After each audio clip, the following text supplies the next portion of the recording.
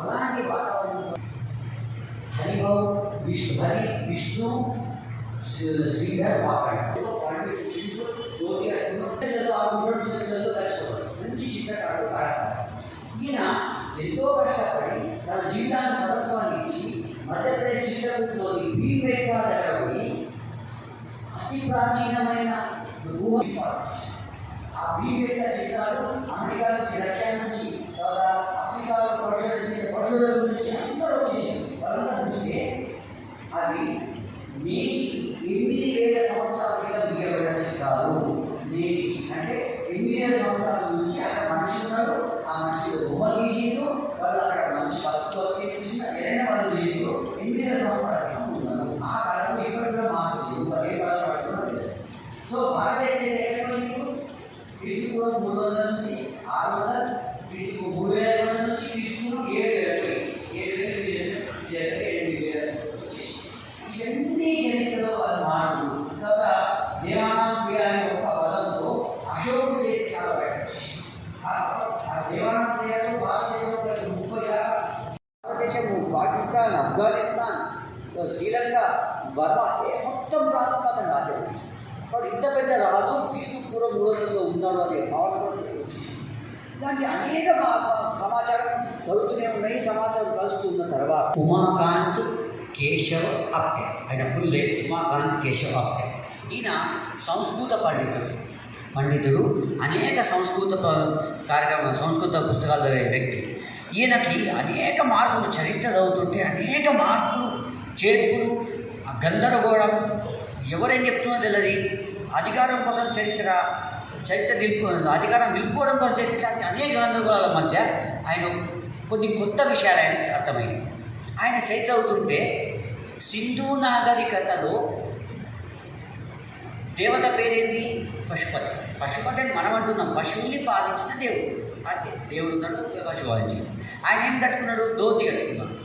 ఆ కాలంలో దేవత ఎవరు? అమ్మ తల్లి. అంటే అమ్మ పూజ, స్త్రీ మాత పూజ ఉంటాయి. తర్వాత వాళ్ళు కట్టుకున్న బట్టలు మన సీల్స్లో దొరుకుతున్నాయి. ఇవన్నీ ఎప్పటివి? అందరూ ఒప్పుకున్న చరిత్ర తీసుకున్నాం 3,000, అటు ఇటుగా 3,000 అనుకుందాం. 3,000, 2,000 ఎంతైంది? 5,000 సంవత్సరాలు. 5,000 సంవత్సరాలలో మన భారతదేశం ఎలాంటి రూపం మారింది? ఎంతోమంది ఉన్నారు. శకులు, హూనులు, పాలవులు, సిథియన్లు, మళ్ళీ అరబ్బులు, తర్వాత ఆఫ్ఘన్లు, పర్షియన్లు, బ్రిటిష్ వాళ్ళు, జర్మన్లు, పోర్చుగీస్, ఇంతమంది ఇక్కడ వచ్చి ఇష్టం వచ్చినట్టుగా రాజ్యం చేసిండు. ఇలాంటి ఎంతో చేసిన తర్వాత కూడా మళ్ళా ధోతి మునిగిందా? 5,000 సంవత్సరాల ధోతి కట్టుకున్నాడు, ఇప్పుడు కూడా ధోతి కట్టుకుంటాడు. 5,000 సంవత్సరాల క్రితం అమ్మని పూజిస్తున్నారు, ఇప్పుడు కూడా పూజిస్తున్నారు. 5,000 సంవత్సరాల శివుణ్ణి, పశుపతి అని పూజిస్తున్నారు, ఇప్పుడు కూడా పూజిస్తున్నారు. ఇప్పుడు కూడా పశుపతి అంటే మామూలు కూడా చెప్తారు, అసలు దేవాలయం ఉందని పశుపతి నాథుడు. కాబట్టి ఇక్కడ కూడా ఉందండి. కాబట్టి చరిత్రలో మనం ఎన్నో బాధలు సహించినా కానీ మన సంస్కృతిని మనం వదులుకోలే. మన సంస్కృతిలో ఒక అద్భుతమైన తత్వం ఉంది, ఒక అమరత్వం ఉంది, అమృతత్వం ఉన్నది. కాబట్టి ఆయన మృత్యుంజయ భారత్ అనే పుస్తకాన్ని రాసిన తర్వాత 71లో ఆయన పరమపదించారు. ఆ తర్వాత ఇలాంటి అనేక విషయాలు ఆయన మృత్యుంజయ భారత్ అయిన చాలామంది కలిసి, హరిభవ్ వాకాడు కూడా కలిసి, ఆ తర్వాత చాలామంది పెద్దవాళ్ళందరూ కలిసి 1973లో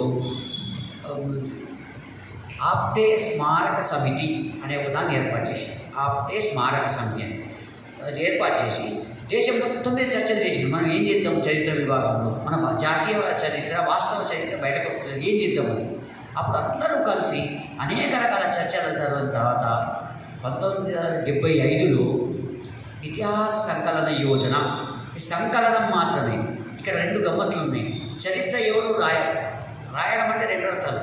కొత్తది రాయడం, కల్పనతో రాయడం ఒకటైతే, ఒక ప్లాన్ చేసుకుని పాఠంలాగా రాయడం ఇంకోటి.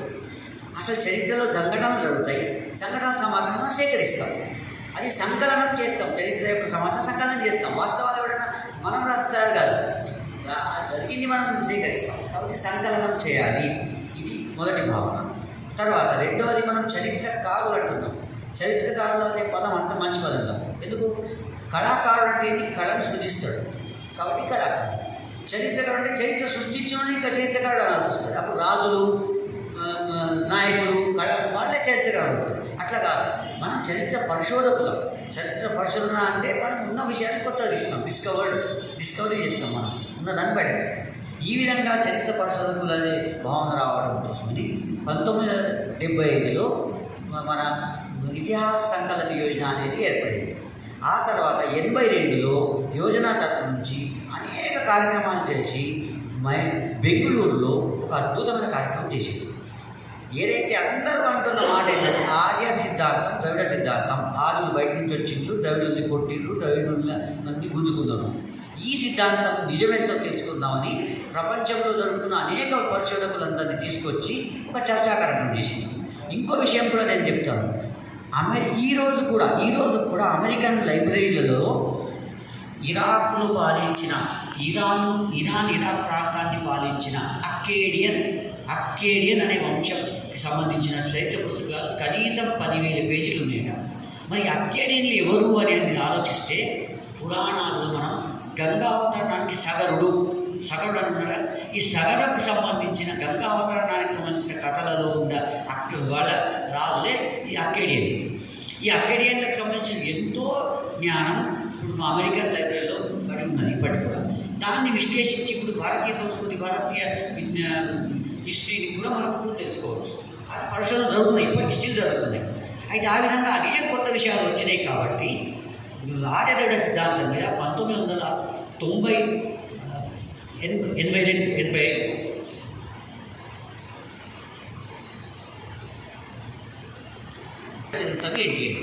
దాదాపు 4 రోజుల చర్చలు జరిపింది. అనేక ఎవిడెన్స్ ఉన్నది. ఆర్యులు వేరు, ద్రవిడులు వేరు అన్నోళ్ళు, ఆర్యద్రవిడు ఒకటే అన్నోళ్ళకు ఎవిడెన్స్ ఆధారాలు అడిగింది. అది వేరే అన్నోళ్ళు వీళ్ళు ఆధారాలు అడిగి వీళ్ళు ఆధారాలు ఇచ్చి పుచ్చుకున్నారు. తెలిసిన సమాచారం అంతా విశ్లేషించిండ్రు, చర్చలు చేసి 4 రోజుల తర్వాత ఒక కంక్లూజన్కి వచ్చింది కదా, ఆర్యులు ఒక జాతి అనే భావన ఎక్కడ దొరుకుతలేదు. ఆర్యులు అనే ఒక జాతి వేరే జాతి మీద దురాక్రమణ చేసిందన్న భావన ఎక్కడ దొరుకుతలేదు. అది ఖచ్చితంగా తెలిసిపోయింది. ఆర్యులు అనే ఆ జాతి భూమి మీద ఎక్కడ లేదు. ఇది మొదటి పాయింట్. రెండో పాయింట్, కొన్ని యుద్ధాలలో కొంతమంది పైచేయిగా లేని యుద్ధాలలో ఉన్న వాళ్ళు, ఆర్యులుగా చెప్పబడిన కొన్ని రాజుల వాళ్ళు విదేశాల నుంచి, ఇరాక్ నుంచి ఎక్కడి నుంచో రాలేదు, భారతదేశం నుంచే తయారయ్యారు అని. తర్వాత మూడో పాయింట్ ఏంటంటే అసలు భారతదేశం అంటే ఏంటి? ఇవాళ బ్రిటిష్ సామ్రాజ్యం తర్వాత మనకు వచ్చిన ఈ భారతదేశం మ్యాప్లో ఉన్న భారతదేశమా? కాదు. భారతీయ సంస్కృతి అన్నది సుమేరియన్ నాగరికత ఇరాన్లో ఉండేది, ఇరాక్ ప్రాంతంలో. సింధు నాగరికత ఇక్కడ ఉంది. ఈ రెండూ కలిసిపోయిన సంస్కృతి హిందూ సంస్కృతి, భారతీయ సంస్కృతి.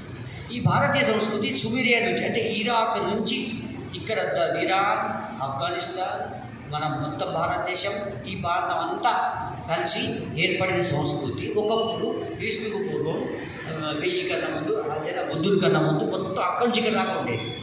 మీరు నిన్న మొన్ననే ఒక గమ్మత్తుని చదివిన పెరిప్లస్ అని ఒక ఊరుంది. అది ఎక్కడ ఉన్నది అంటే ఈజిప్ట్లో ఉంది. అయితే పెరిప్లస్ అనేది అర్థమైంది పురుషపురం. పరుషు అంటే గొడ్డలి పట్టుకున్న వాళ్ళ పురము, పురుషపురం అని. పరుషపురం అంటే అక్కడ అదే పెరిప్లస్ అయిపోయింది. అట్లాంటివి చాలా దొరుకుతాయి. మన ఇరాక్ పట్టణాలు చాలా దొరుకుతాయి. చాలా రోజులతో ఒక ఆమె సంయుక్త పూనియా అనే ఒక ఆమె ఉండే. ఆమె ఒక యాక్టర్. ఆమె భారతదేశంలో పుట్టి అక్కడ ఎక్కడ దుబాయ్లో ఉన్నది. దుబాయ్లో ఉన్నప్పుడు వాళ్ళ జాబ్ కోసం అని చెప్పి వాళ్ళ నాన్న ఇజ్రాయెల్ తీసుకపోతే బడిలో ఆమె ఏం నేర్చుకున్నది అంటే హిబ్రూ భాష నేర్చుకున్నది. హిబ్రూ భాష అంతా తెలుగులాగా ఉందట. చిన్నపిల్ల తెలుగులాగా ఉంది, తెలుగే అని అనుకున్నాను. తెలుగు మాట్లాడుకోలేదు. అయితే ఆమె హిబ్రూ భాషను బాగా అధ్యయనం చేసినాక హిబ్రూ భాషలో ఉండే బైబిల్ మొత్తం చదివితే ఆమె బైబిల్లో కృష్ణా నదికి సంబంధించిన పేర్లు ఉన్నాయి. యేసుక్రీస్తు ఎక్కడ పుట్టిండు, ఏమున్నాయని ఆ వివరాలన్నీ చూసినట్టయితే అక్కడ ఆశ్చర్యకరమైన విషయాలు. యేసుక్రీస్తు పుట్టిన భౌగోళిక ప్రదేశం, నది, గుట్ట, పర్వతం, ఇవన్నీ ఉన్నాయి కదా. ఇవన్నీ అసలు ఇజ్రాయెల్లోనే లేవు. కిషాన్ నది ఉంది, కిషాన్ నది పేరుతో ఈ నదే లేదు. అయితే ఇవన్నీ చూసినాక ఆమె ఏమన్నారంటే ఆమె చిత్తూరు జిల్లా అయితే ఆమె ఏం చేసింది, చిత్తూరు జిల్లాలో మా కృష్ణానది ఉంది కదా, కృష్ణానదికి ఎందుకు కిషోర్ కాదని ఒక ఆలోచన చేసి ఆమె అనేక రకాలైన మ్యాప్లు తయారు చేసి తిరుపతి దగ్గరికి వస్తే ఇప్పుడు యేసుక్రీస్తు పుట్టింది తిరుపతి ప్రాంతంలో అనే భావన ఆమెకు వచ్చేసింది. అది ఎంత నిజం అనేది ప్రపంచ చరిత్రకాలను నిర్వహణ చేయాలి. ఆమె రాసింది. మీరు బిసిమి అనే పత్రికలో బైబిల్లో కృష్ణా నది అనే వ్యాసం వచ్చింది. మీరు నెట్ లోపల పాత మిస్మి సంచికలలో బైబిల్లో కృష్ణా నది అని, యేసుక్రీస్తు మాట్లాడిన భాష తెలుగు అని, అట్లాంటి విచిత్ర ఇవి వ్యాసాలు చదువుతుంటే విచిత్రం ఉంటుంది. అసలు ఏంది ఇదేమిటి? కానీ పరిశోధనలో అనేక విషయాలు మనకు అక్కడ దొరుకుతూ ఉంటాయి. ఇలాంటి అనేక పరిశోధనలన్నీ కలిపిన తర్వాత ఇప్పుడు ఈ భావన, ఈ వేదిక ఇతిహాస సంకలన యోజన అనేది 75 లోపల ప్రారంభమై 82లో ఆర్యద్రవ్య సిద్ధాంతం మీద అద్భుతమైన కార్యక్రమం పెట్టిన తర్వాత ప్రపంచం మొత్తానికి ఒక మార్పు వచ్చింది కదా. ఆర్యద్రవ్య సిద్ధాంతం తప్పు, ఆర్యద్రవ్య సిద్ధాంతం లేదు, మన భారతీయులంతా భూమిపుతులే, ఎవరు బయట వచ్చిన అందరూ భూమిపుతులే, ఇక్కడనే కనీసం 15,000 సంవత్సరాల నుంచి ఇక్కడే ఉన్నారు. ఈ భావన అందరితో బలపడింది. ఆ తర్వాత 90 ప్రాంతంలో 85లో సరస్వతి నది శోధ సంస్థాన్ అని చెప్పి ఒక విభాగాన్ని ఏర్పాటు చేసింది. దీనికి కూడా కారణం ఏంటంటే నాసా వాళ్ళు ఫలానా హర్యానా నుంచి రాజస్థాన్, పాకిస్తాన్, పంజాబ్, సింధు, గుజరాత్, ఈ మొత్తం దీంట్లో అంటే చాలా రోజుల క్రితం ఒక నది ఉండేది. ఇప్పుడు కూడా కనీసం ఒక 150 నుంచి 300 ఫీట్ల లోపల నది ఉంది, నీళ్లున్నాయి అనేది నాసా చిత్రాలలో కనిపిస్తే, అరే ఇదేంటి మనం అనుకుంటున్నది ఏంటి సరస్వతి నది, నాసాలో కూడా అదే వస్తున్నాయి కదా. కాబట్టి నాసా చిత్రాలు అన్నీ కలిపి ఇతిహాస సంకలన సమితి తరఫున, యోజన తరఫున సరస్వతి నది శోధ అభియాన్ అనే దాన్ని 85లో ప్రారంభించారు. వాళ్ళు ఒక 20 మంది కలిసి అనేక పరిశోధనలు చేస్తున్నారు. ఎవరి పని వాళ్ళు చేస్తూనే ఉన్నారు. అన్ని సమాచారం అంతా సేకరించిన తర్వాత ఆశ్చర్యకరమైన పరిణామం అంటే, ఎక్కడైతే పాతకాలంలో సరస్వతి నది ఉందన్నారో ఆ నది ప్రాంతం ఇప్పటికి కూడా ఉండవచ్చు, పైభాగం భూమిలో ఉండే ప్లేట్లు దాని మీద వచ్చేసేయడం వల్ల రాలేకపోయిండొచ్చు అనే భావన ఇప్పుడు అందరికీ వచ్చేసింది.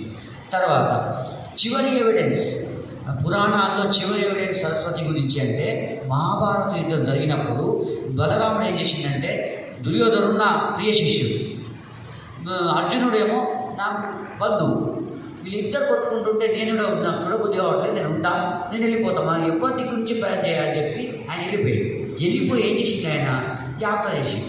యాత్ర ఎక్కడ చేసిండు, ఎక్కడైతే సరస్వతి నది ఉంటుంది సరే ఆయన యాత్ర చేసిండు. సరస్వతి నది యాత్ర చేసినప్పుడు ఆ యాత్ర అంతా ప్రదేశాలు ఆయన పోయిండు, తిరిగిండు. మహాభారతంలో ఆయన తిరిగిన ప్రదేశాలకు కొన్ని పేర్లు ఉన్నాయి. అయితే ఈ సరస్వతి శోధ అభియాన్ వాళ్ళంతా కలిసి సరస్వతి నది ప్రారంభం ఎక్కడ అనుకుంటున్నారు, అక్కడి నుంచి చివరి సముద్రం ఒడ్డు వరకు కాలినడకన తిరుగుకుంటూ పోయిండు. ఆశ్చర్యకరమైన విషయం ఏమంటే, ఎన్నో చోట్ల నది ఉన్న ఆనవాళ్ళు దొరుకుతున్నాయి, ఇసుక దొరుకుతున్నది, నది ప్రవహించిన ఆనవాళ్ళు దొరుకుతున్నాయి, అనేక రాళ్ళు దొరుకుతున్నాయి. కొన్ని రాళ్ళు నది ద్వారా ప్రవహించిన రాళ్ళు, లోయర్ హిమాలయాలు ఉన్న రాళ్ళు హర్యానా దాటి రాజస్థాన్లో దొరుకుతున్నాయి. అవి ఎవరు తెచ్చారు ఎవరు తెలియదు, నది ప్రవాహంలో కొట్టుకొచ్చిన రాళ్ళు, అలాంటి రాళ్ళు దొరికినాయి. తర్వాత ఎక్కడైతే సరస్వతి నది అనేది ఉందో ఆ ఒడ్డునన్నీ అనేక చిన్న గ్రామాల్లో పోయితే చదువురాని పాత ముసలమ్మలు, నాయనమ్మలు, ముసలోళ్ళు పాటలు పాడేటోళ్ళందరినీ పట్టుకుంటే, ఇక్కడ ఒక చాలా పెద్ద నది తల్లి ఉండే, ఇక్కడ నదిలో స్నానం చేసిన వాళ్ళు ఉన్నారు, ఇట్లాంటి ఫలానా రాజు ఒక ఆయన వచ్చి నదిలో స్నానం చేసిపోయిండు, ఇట్లాంటి ఎన్నో పాటలు వాళ్ళకి దొరుకుతుంది. అంటే తరతరాలుగా జానపద సాహిత్యంలో నది గురించిన ప్రస్తావన మెల్లగా ప్రవహిస్తూ వచ్చింది. తల్లి కూతురు చెప్పింది, ఆ కూతురు తన కూతురు చెప్పింది, అట్లా ప్రవహిస్తుంది. అది నిజమేందో తెలియదు, అబద్ధమేందో తెలియదు. ఆ విధంగా అనేక మంది వచ్చిన తర్వాత 1985 నుంచి సరస్వతి శోధ అభియాన్ని మొదలుపెట్టిన తర్వాత 1995-2000 వచ్చేసరికంటే అద్భుతమైన సమాచారం సేకరించబడింది. ఇప్పుడు ప్రపంచం అంతా సరస్వతి నది మొత్తం ఉంది. సరస్వతి నది కాలం లోపల ఇక్కడ భూమి మీద మనుషులు ఉండే అనే భావన ప్రపంచం అంతటికి వచ్చింది. ఆ తర్వాత భారతీయుల గురించి బ్రిటిష్ వాళ్ళు ఏమంటారంటే, భారతీయులకు అసలు చరిత్ర అనేది లేదు, వీళ్ళకి చరిత్ర రాయడమే లేదు, చరిత్ర మొత్తం ఏదో రాసిపెట్టింది, కథలు రాసిపెట్టింది. ఒక్కసారి మనం ఆలోచిద్దాం. మనం చరిత్ర 500 సంవత్సరాల చరిత్ర అయితే ఆ డేట్లన్నీ జ్ఞాపకం ఉంచుకుంటాం. 1000 సంవత్సరాలు 10,000 సంవత్సరాల డేట్లు మనం జ్ఞాపకం ఉంచుకోగలుగుతామా? జ్ఞాపకం ఉంచుకోండి. మరి ఏం జ్ఞాపకం ఉంచుకుంటాం? చరిత్రలో కూడా కొన్ని విషయాలు ఎట్లా ఉంటాయంటే ఘటనలు మాత్రం జ్ఞాపకం ఉంటాయి. ఎక్కడైనా చూడండి మీరు, సంఘటనలు జ్ఞాపకం ఉంటాయి కానీ డేట్లు కూడా జ్ఞాపకం ఉంటాయి. ఆ డేట్లతో పని కూడా లేదు. కాబట్టి సంఘటనలను రికార్డ్ చేయడం అనేది పురాణ సాహిత్యంలో జరిగింది, డేట్లు మాత్రం చేయలేదు. కానీ అనేక కొత్త కొత్త విషయాలు పురాణ సాహిత్యంలో ఉంది. అయితే దీనికోసం అని చెప్పి ఇతిహాస సంకలన యోజన భారతదేశం మొత్తం మీద చరిత్ర దృష్టి అనే ఒకటి హిస్టరియోగ్రఫీ అని ఉంటుంది. హిస్టరియోగ్రఫీ అంటే ఏ దృష్టితో మనం చరిత్రను చేస్తాం. ఒక చిన్న ఉదాహరణ ఇస్తాం. ఒక ఊరు ఉంది. ఆ ఊరిలో ఒక దళిత మహిళ ఉంది. ఒక వేరే కులం వ్యక్తి, ఒక ఆయన పెద్ద మనిషి ఉన్నాడు. ఆయన చెప్పిండు, అమ్మ మా ఇంట్లో పనికిరా, నీకు 250 రూపాయలు ఇస్తా పొద్దున్న దాకా పని అని. సరే అని చెప్పి పనిచేసింది. పొద్దున్న దాకా పని చేసినాక 4-5 అయ్యేసరంటే నేను పోతా బాబు, నాకు ఇట్లా చిన్నపిల్లలు అంటే లేలే ఇంకా గంట పని చేయాలి. ఆమె మీద కొంచెం కోపంతో పని చేయించుకుని రాత్రి పాపం 7 గంటలకు ఇచ్చేసింది. 7 గంటలకు వదిలిన తర్వాత 200 చేతిలో పెట్టిండు, పాపం ఇచ్చేసిండు. నువ్వు 250 ఇస్తా అన్నావు, 200 ఇస్తున్నావు, అది కూడా 5 గంటగా అంటే ఒప్పుకున్నావు. ఇప్పుడు 6-7 గంటలకు పని చేయించినావు, నా బిడ్డ ఎంత ఏడుస్తున్నావు అని అంటే ఆమె ఏమంటారు, ఏమైనా తీసుకోపోవాలి ఏదో ఒకటేసింది. సరే, ఈ సంఘటనను కమ్యూనిస్టులు ఏమనుకుంటారు, ఇది లేబర్ అంటే కొంతమంది పెట్టుబడిదారులు కర్షకులను పీడించడం అనే దృష్టితో చూస్తారు. దళితవాదులు ఏమంటారు, ఆమె దళిత స్త్రీ కాబట్టి వేరే వాళ్ళని ఊరుకుంటారా, దళిత స్త్రీ కాబట్టి, దళితులు కాబట్టి మనం బాధ పెట్టిండ్రు. తర్వాత స్త్రీలు ఏమంటారు, ఆమె స్త్రీ కాబట్టి ఆమె బాధ పెట్టిండ్రు, దళిత కాదు అని అంటారు. ఈ విధంగా ఇంకా ఇట్లాంటివి అనేక ఉంటాయి. అంటే ఒకే ఘటనను 3 దృష్టిలో 3 రకాలుగా చెప్పబడుతుంది. కాబట్టి ఇట్లాంటి స్థితిలో దృష్టి అనేది ఒకటి ఉంటుంది. చరిత్రను కూడా రాసే దృష్టి అనేది ఒకటి ఉంటుంది. దాన్ని హిస్టరియోగ్రఫీ అనేది మనం అంటాం. హిస్టరియోగ్రఫీ అనేది భారతీయుల హిస్టరియోగ్రఫీలో పద్ధతి వేరే ఉంటుంది, బ్రిటిష్ వాళ్ళ వేరే ఉంటుంది, సైన్స్ అనేది చాలా ఉంది. కాబట్టి భారతీయ హిస్టరియోగ్రఫీ మీద కూడా చక్కటి సెమినార్ని భారతదేశం నిర్వహించి భారతీయ హిస్టరియోగ్రఫీ మీద ఏమేమి చేయాలన్న భావనను కూడా మన వాళ్ళు ఏర్పాటు చేసింది. ఇంకోటి కాలగణన ప్రాచీన యుగం, మధ్యయుగం, ఆధునిక యుగం. అయితే ఇట్లాంటి విభజన ఉన్నప్పుడు క్రీస్తు పూర్వం అసలు చరిత్రనే లేదు. క్రీస్తు శకం 7వ శతాబ్దం నుంచి ఐరోపా గణనీయమైన చరిత్ర ఉంది. 6వ శతాబ్దం కన్నా ముందు ఓన్లీ గ్రీకు, ఈజిప్ట్ ఇంతే చరిత్ర ఉండేది. కాబట్టి ఇట్లా తక్కువ చరిత్ర ఉన్న ఆ ప్రాంతంలో నడిచిపోయింది. కానీ భారతదేశానికి 8000 సంవత్సరాల చరిత్ర ఉన్నప్పుడు 3 ప్రాచీన యుగం, మధ్యయుగం, ఆధునిక యుగం ఇట్లా చెప్తే నడుస్తుందా? నడవాలి. ఇంకా కొంచెం వేరే రకం కాల యోజన ఉండాలి. కాబట్టి చరిత్ర కాల విభజనలో కూడా మార్పులు రావాలి. అనేక సైన్స్ విషయాల్లో కొన్ని కొత్త విషయాలు చెప్తున్నాయి. కాబట్టి చరిత్ర కాల విభజన మీద కూడా ఇతిహాస సంకలన యోజన చక్కటి సెమినార్ని ఏర్పాటు చేసి భారతదేశం మొత్తం మీద చరిత్ర కాల విభజన కొత్తగా చెప్పింది. ఆ తర్వాత మనకు గిరిజనులు ఎవ్వరు, భారతీయులు మిగతా హిందువులు వేరు, గిరిజనులు వేరు అన్నారు. మరి గిరిజనులు భారతీయులు గారా, హిందువులు గారా, స్థానికులకు ఏం సంబంధం ఉంది?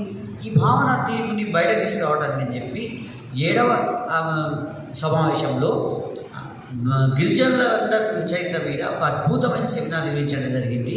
అది 1912.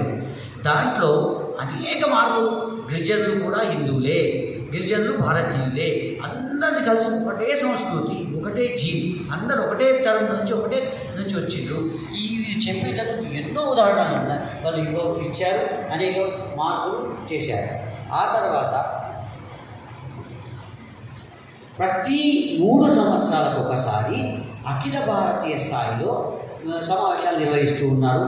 అది 12వ అఖిల భారతీయ ప్రోగ్రాం ఏర్పడింది. మొన్న అంతకన్నా ముందు అంటే అస్సాంలో 11వ దాంట్లో ఒక విచిత్రమైన చరిత్ర దృష్టిని అందించింది. అదేంటి అంటే ధర్మ, అర్థ, కామ, మోక్షాలు. ఈ దృష్టిలో చరిత్రను రాయాలి. ధర్మార్థ కామ మోక్షాల దృష్టితో చరిత్రను విశ్లేషించాలి. ఈ దృష్టితో రాసింది. దాని మీద కొంతమంది పండితులు అట్లాంటి చరిత్ర కూడా రాస్తున్నారు. భారతదేశం మొత్తం చరిత్ర ధర్మార్థ కామ మోక్షాల ద్వారా రాస్తున్నారు. ఏం జరిగింది ఏం తెలియదు. ధర్మం ఎట్లాంటి మార్పు వచ్చి అట్లాంటి రాస్తున్నారు. తర్వాత మొన్న డిసెంబర్లో మరొక దృష్టిని అందించారు. అది స్వ అంటే మనం ఎవరు, భారతీయులు ఎవరు. భారతీయులు అంటే మన పోరాటం, స్వరాజ్య పోరాటం అంటే బ్రిటిష్ వారికి వ్యతిరేకంగా పోరాటమేనా, లేక ఇంతకన్నా ముందేమో జరిగిందా? అంటే దీని మీద కూడా మంచి సెమినార్ నిర్వహించడం జరిగింది. ఇప్పటిదాకా 12 అఖిల భారతీయ సమావేశాలు జరిగినాయి. ఆ సమావేశాల్లో ఎంతో చక్కగా భారతీయ చరిత్రను భారతీయ దృష్టిలో చూసే ఒక చక్కటి వ్యవస్థ ఏర్పాటు చేయడం జరిగింది. అయితే భారతదేశం మొత్తం మీద ఇంకా కొన్ని ఉన్నాయి నగరాలు. ఇప్పుడు మన అందరం కూడా బోధన చాలా చిన్న నగరం లేదు, కానీ బోధనకి 2500 సంవత్సరాల చరిత్ర ఉంది. అయితే ఉజ్జయిని, అయోధ్య, కాశీ, బ్రజ్, తర్వాత కలకత్తా ఇట్లాంటి పుస్తక నగరాల చరిత్ర మీద కూడా సెమినార్లు నిర్వహించడం జరిగింది. తర్వాత ఇదంతా దీని తర్వాత స్త్రీల మీద ఓన్లీ స్త్రీల చరిత్ర దాని మీద ఒక మంచి సెమినార్లు నిర్వహించడం జరిగింది.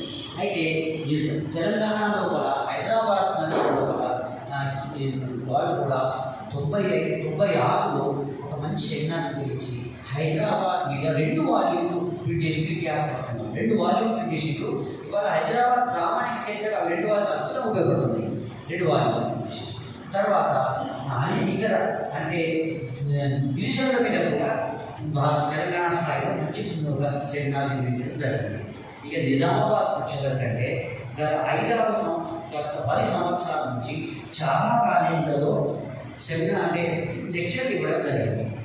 తర్వాత ఒక మంచి అంటే మొన్న అంటే 1 ఇయర్ బ్యాక్ స్వాతంత్ర పోరాటం మీద నిజామాబాద్ జిల్లాలో స్వాతంత్ర పోరాటం దీని మీద మంచి సమావేశం జరిగింది. తర్వాత ఒక 10 మంది స్వాతంత్ర సైనికుల సంబంధించిన వాళ్ళకి సన్మానించడం జరిగింది. ఇంకా వచ్చి ఇప్పుడు సెప్టెంబర్ దాకా తెలంగాణ అమృతోత్సవాలు ఉన్నాయి కాబట్టి సెప్టెంబర్ మరొక ప్రోగ్రాం కూడా నిర్వహించాలని ఒక ప్రయత్నంలో మనం ఉన్నాం. కాబట్టి ఇలాంటివి అనేకం ఉన్నాయి. చరిత్రకు సంబంధించిన దృష్టిలో ఎన్నో మార్పులు ఎన్నో పరిశోధనలు చేసి మనకంటూ ఒక మంచి వ్యక్తిత్వాన్ని నిర్మాణం చేసే విధంగా భారతీయ చరిత్రలో ఇతిహాస సంస్థ పాత్ర వహించింది. అంటే ఇప్పటిదాకా కొంతమందికి మాత్రమే పరిచయం, ఇప్పుడు కొంచెం దీన్ని విస్తృతం చేయాలని భావంతో కూడా మనకు అనుకున్నాం. కరోనా సంఘటనలు రికార్డు కావాల్సి ఉంది. తెలంగాణ ఉద్యమం చిన్న ఊళ్ళో కూడా తెలంగాణ ఉద్యమం సంబంధించింది అయితే అవి రికార్డు కావాల్సి ఉంది. ఇంకా ఎన్నో టాపిక్స్ ఉండవచ్చు. మీరు వెళ్ళడం కూడా ఎన్నో విషయాలు కొత్త ఇట్లా చేస్తే బాగుంటుందని భావన మీకు ఉండవచ్చు. కాబట్టి అలాంటివన్నీ చేయడానికి చెప్పి వీళ్ళందరికీ కలుపుకున్నాం. ఇంకా దీనికి మంచి కొత్త రంగులు ఇచ్చి సంస్కృతి దీన్ని కూడా ప్రయత్నం చేయవచ్చు. ఇది సంస్థ నాకు ఎప్పుడైనా ఎందుకంటే మనం వాటి గురించి ఆలోచన చేయలేదు, మన పెద్దవాళ్ళు మనకు చెప్పలేదు. ఎప్పుడు తెలుస్తుంది అంటే దాన్ని కాగితం మీద పెడితేనో లేదంటే మనకన్నా చిన్న వాళ్ళని కూర్చోబెట్టుకొని చెబితేనో దానికి ఒక ఆధారం అనేది తెలుస్తుంది. మన లోగోలో మీరు చూసింటారు వరాహమూర్తి లోగో. వరాహమూర్తి ఎందుకున్నారండి అని చెప్పి నేను ఆనందజీని అడిగితే ఆనందజీ నాకు మంచి వివరించారు. వాస్తవంగా వరాహ రూపం ఏదైతుందో అది భూమిలో ఉన్నటువంటి అమూల్యమైనటువంటి ఆహార పదార్థాన్ని బయటికి తవ్వి తీసి సేకరిస్తుంది. ఏది పడితే అది తినేటువంటి జీవి కాదు. రెండోది కింద రాసినటువంటి ట్యాగ్ లైన్ ఏదైతుందో మూలం లిఖ్యతే కించిత్, అంటే ఆధారం లేకుండా రెఫరెన్స్ లేకుండా ఏది పడితే అది రాయకూడదు, ఏది పడితే అది మాట్లాడకూడదు. ఆధారం అనేది ఉంటే దానికి ఒక విలువ వస్తుంది. కాబట్టి ఇట్లాంటి ఒక గొప్ప సంస్థలో మనందరం భాగం కావటము, అది ఈరోజు కావటం అనేది మనందరం ఆనందించదగ్గ విషయం. బాగా వేడి ఉంది, ఒక 5 నిమిషాలు మనం విరామం తీసుకుందాం. ఈ పక్కనే టాయిలెట్స్ అన్ని కార్యక్రమం పూర్తి చేస్తాం. కొద్దిగా మనం ఆలస్యంగా ప్రారంభమైంది కాబట్టి కొద్దిగా ఆలస్యంగా ముగుస్తుండొచ్చు. ఇది చర్చాంశం అండి. మనందరం మాట్లాడవచ్చు. అయ్యో నేను చిన్నవాళ్ళని నాకు తెలియదు, అందరూ పెద్ద పెద్ద వాళ్ళు ఉన్నారనే భయము అభద్రత ఏం అక్కర్లేదు. అందరం ఈ చర్చలో పాల్గొనవచ్చు. మనకేమైనా అనుమానాలు ఉంటే నివృత్తి చేసుకోవచ్చు. మనకేదైనా అడగాలనిపిస్తే కూడా అడగవచ్చు. వేదిక అనేది ఎందుకు అంటే అసలు ఎందుకు చదవాలి, దీనివల్ల అవసరం ఏముంది, డబ్బులా రావు, తెలుసుకోవటం వల్ల మనకేం మిగులుతుంది అంటే ఇప్పుడున్నటువంటి ప్రపంచం అంతా ఎకానమీ వైపు పరిగెడుతున్నది, సంపాదన వైపు పరిగెడుతున్నది. కాబట్టి దీన్ని తెలుసుకోవడం వల్ల మనకు వచ్చేది ఏముంది అనేటువంటి ఒక ప్రశ్న మనందరికీ సహజంగా ఉత్పన్నం అవుతుంది. నేను అంటే ఈ ప్రయత్నంలో ఫోన్ చేస్తుంటే కూడా అవుబాయి చరిత్ర తెలుసుకొని ఏం చేస్తాం, ఏం అవసరం ఉంది, దాంతో ఏమొస్తుందని అన్నారు చాలా. కానీ మన అస్తిత్వమే చరిత్ర అవుతుంది. మన అంటే అబ్దుల్ కలాం గారు చెప్పినటువంటి ఒక కొటేషన్ నేను ఎక్కడో చదివినాను. ఎవరైతే చరిత్రను తెలుసుకోలేరో వాడు అసలు చరిత్రను సృష్టించలేడు అని చెప్పేసి అన్నారు. బికాస్ అసలు గతం ఏముండే అనేటువంటిది మనకు అవగాహన లేకపోతే మనం ఏం చేయాలనేటువంటి దానికి ఒక రూపం అనేది ఉండదు.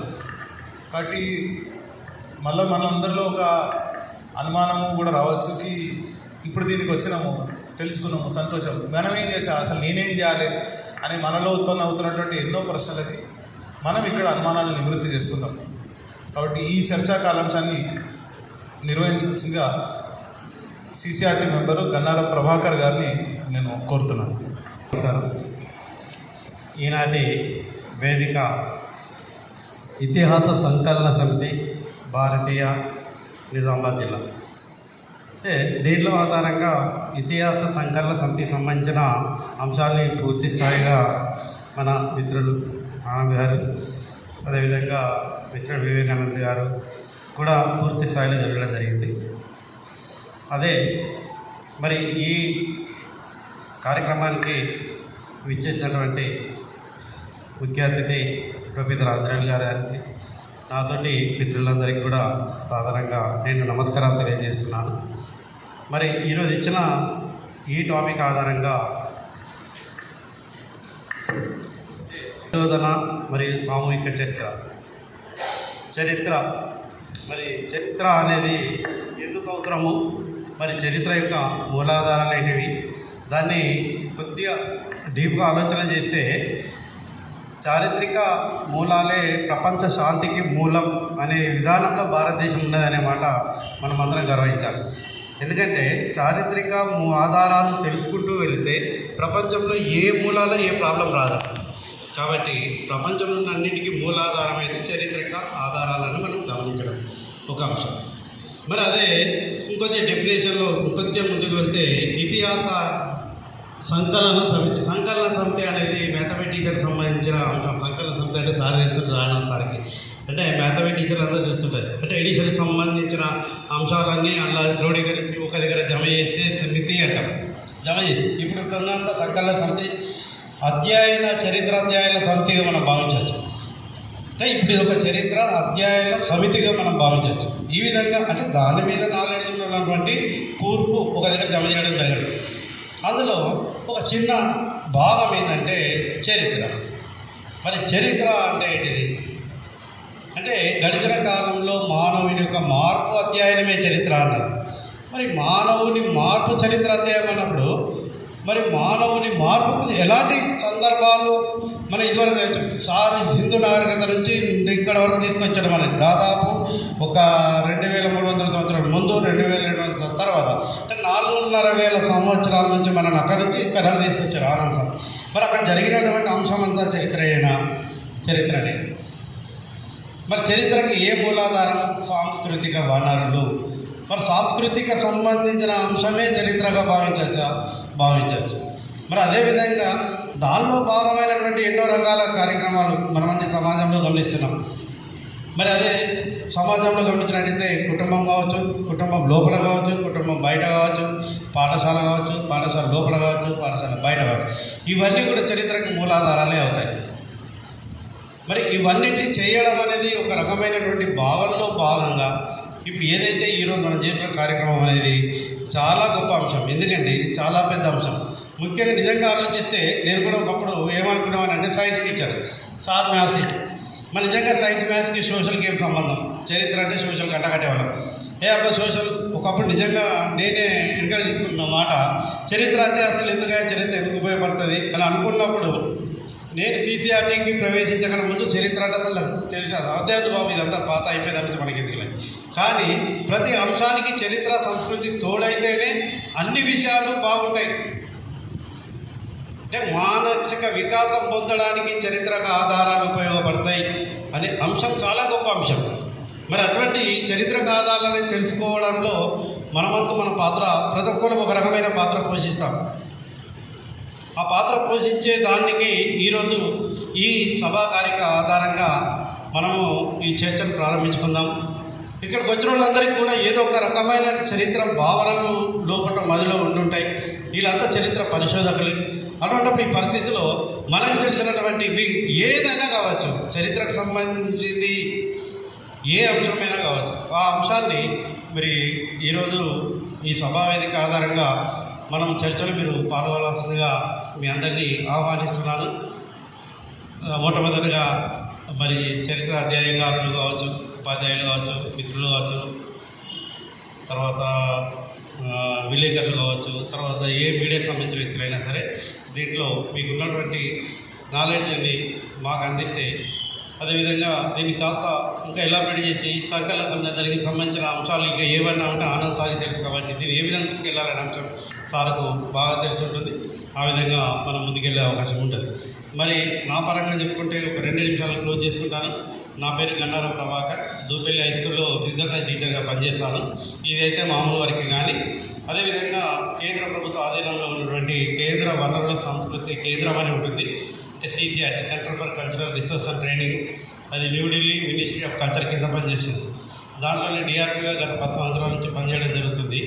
దానిలో భాగంగా రాష్ట్రపతి భవన్తో పాటుగా కాశ్మీర్ నుంచి కన్యాకుమారి దాకా అన్ని స్టేట్లు గవర్నమెంటే తీసుకెళ్ళేది, గవర్నమెంట్ కల్చర్ గురించి చెప్పించింది, అక్కడ తిరగడం జరిగింది. అలాంటి అవకాశాలు కల్పించినటువంటి నిజంగా కేంద్ర ప్రభుత్వం కావచ్చు, డిపార్ట్మెంట్ ఆఫ్ ఎడ్యుకేషన్ కావచ్చు, మా డిపార్ట్మెంట్ కావచ్చు, వీళ్ళందరికీ నిజంగా ధన్యవాదాలు తెలియజేసుకుంటున్నాను.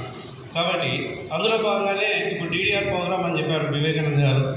మరి DDR ప్రోగ్రామ్ గురించి కూడా ఒక 2 నిమిషాలు టైం ఇస్తే చెప్తా ఆనంద్ సార్. ఇది DDR ప్రోగ్రాంలో ఒక 2 నిమిషాలు చెప్పమంటారా? అయిపోతారు, చర్చ అవుతుంది. Okay sir. ఇదే విధంగా ఈరోజు వచ్చిన టాపిక్ ప్రకారంగా మనము ఈ చారిత్రక ఆధారాలకు సంబంధించిన చర్చలు ప్రారంభించుకుందాం. ఈ చర్చలో భాగస్వామ్యం కావాలని మీ అందరినీ కోరుతున్నాను. ధన్యవాదాలు. మార్కెటింగ్లో మేనేజర్గా పనిచేస్తాను. చరిత్ర అంటే గతం గురించి నేర్చుకోవడం, భవిష్యత్తులో గుణపాఠం. నా మళ్ళీ నిండే చరిత్ర.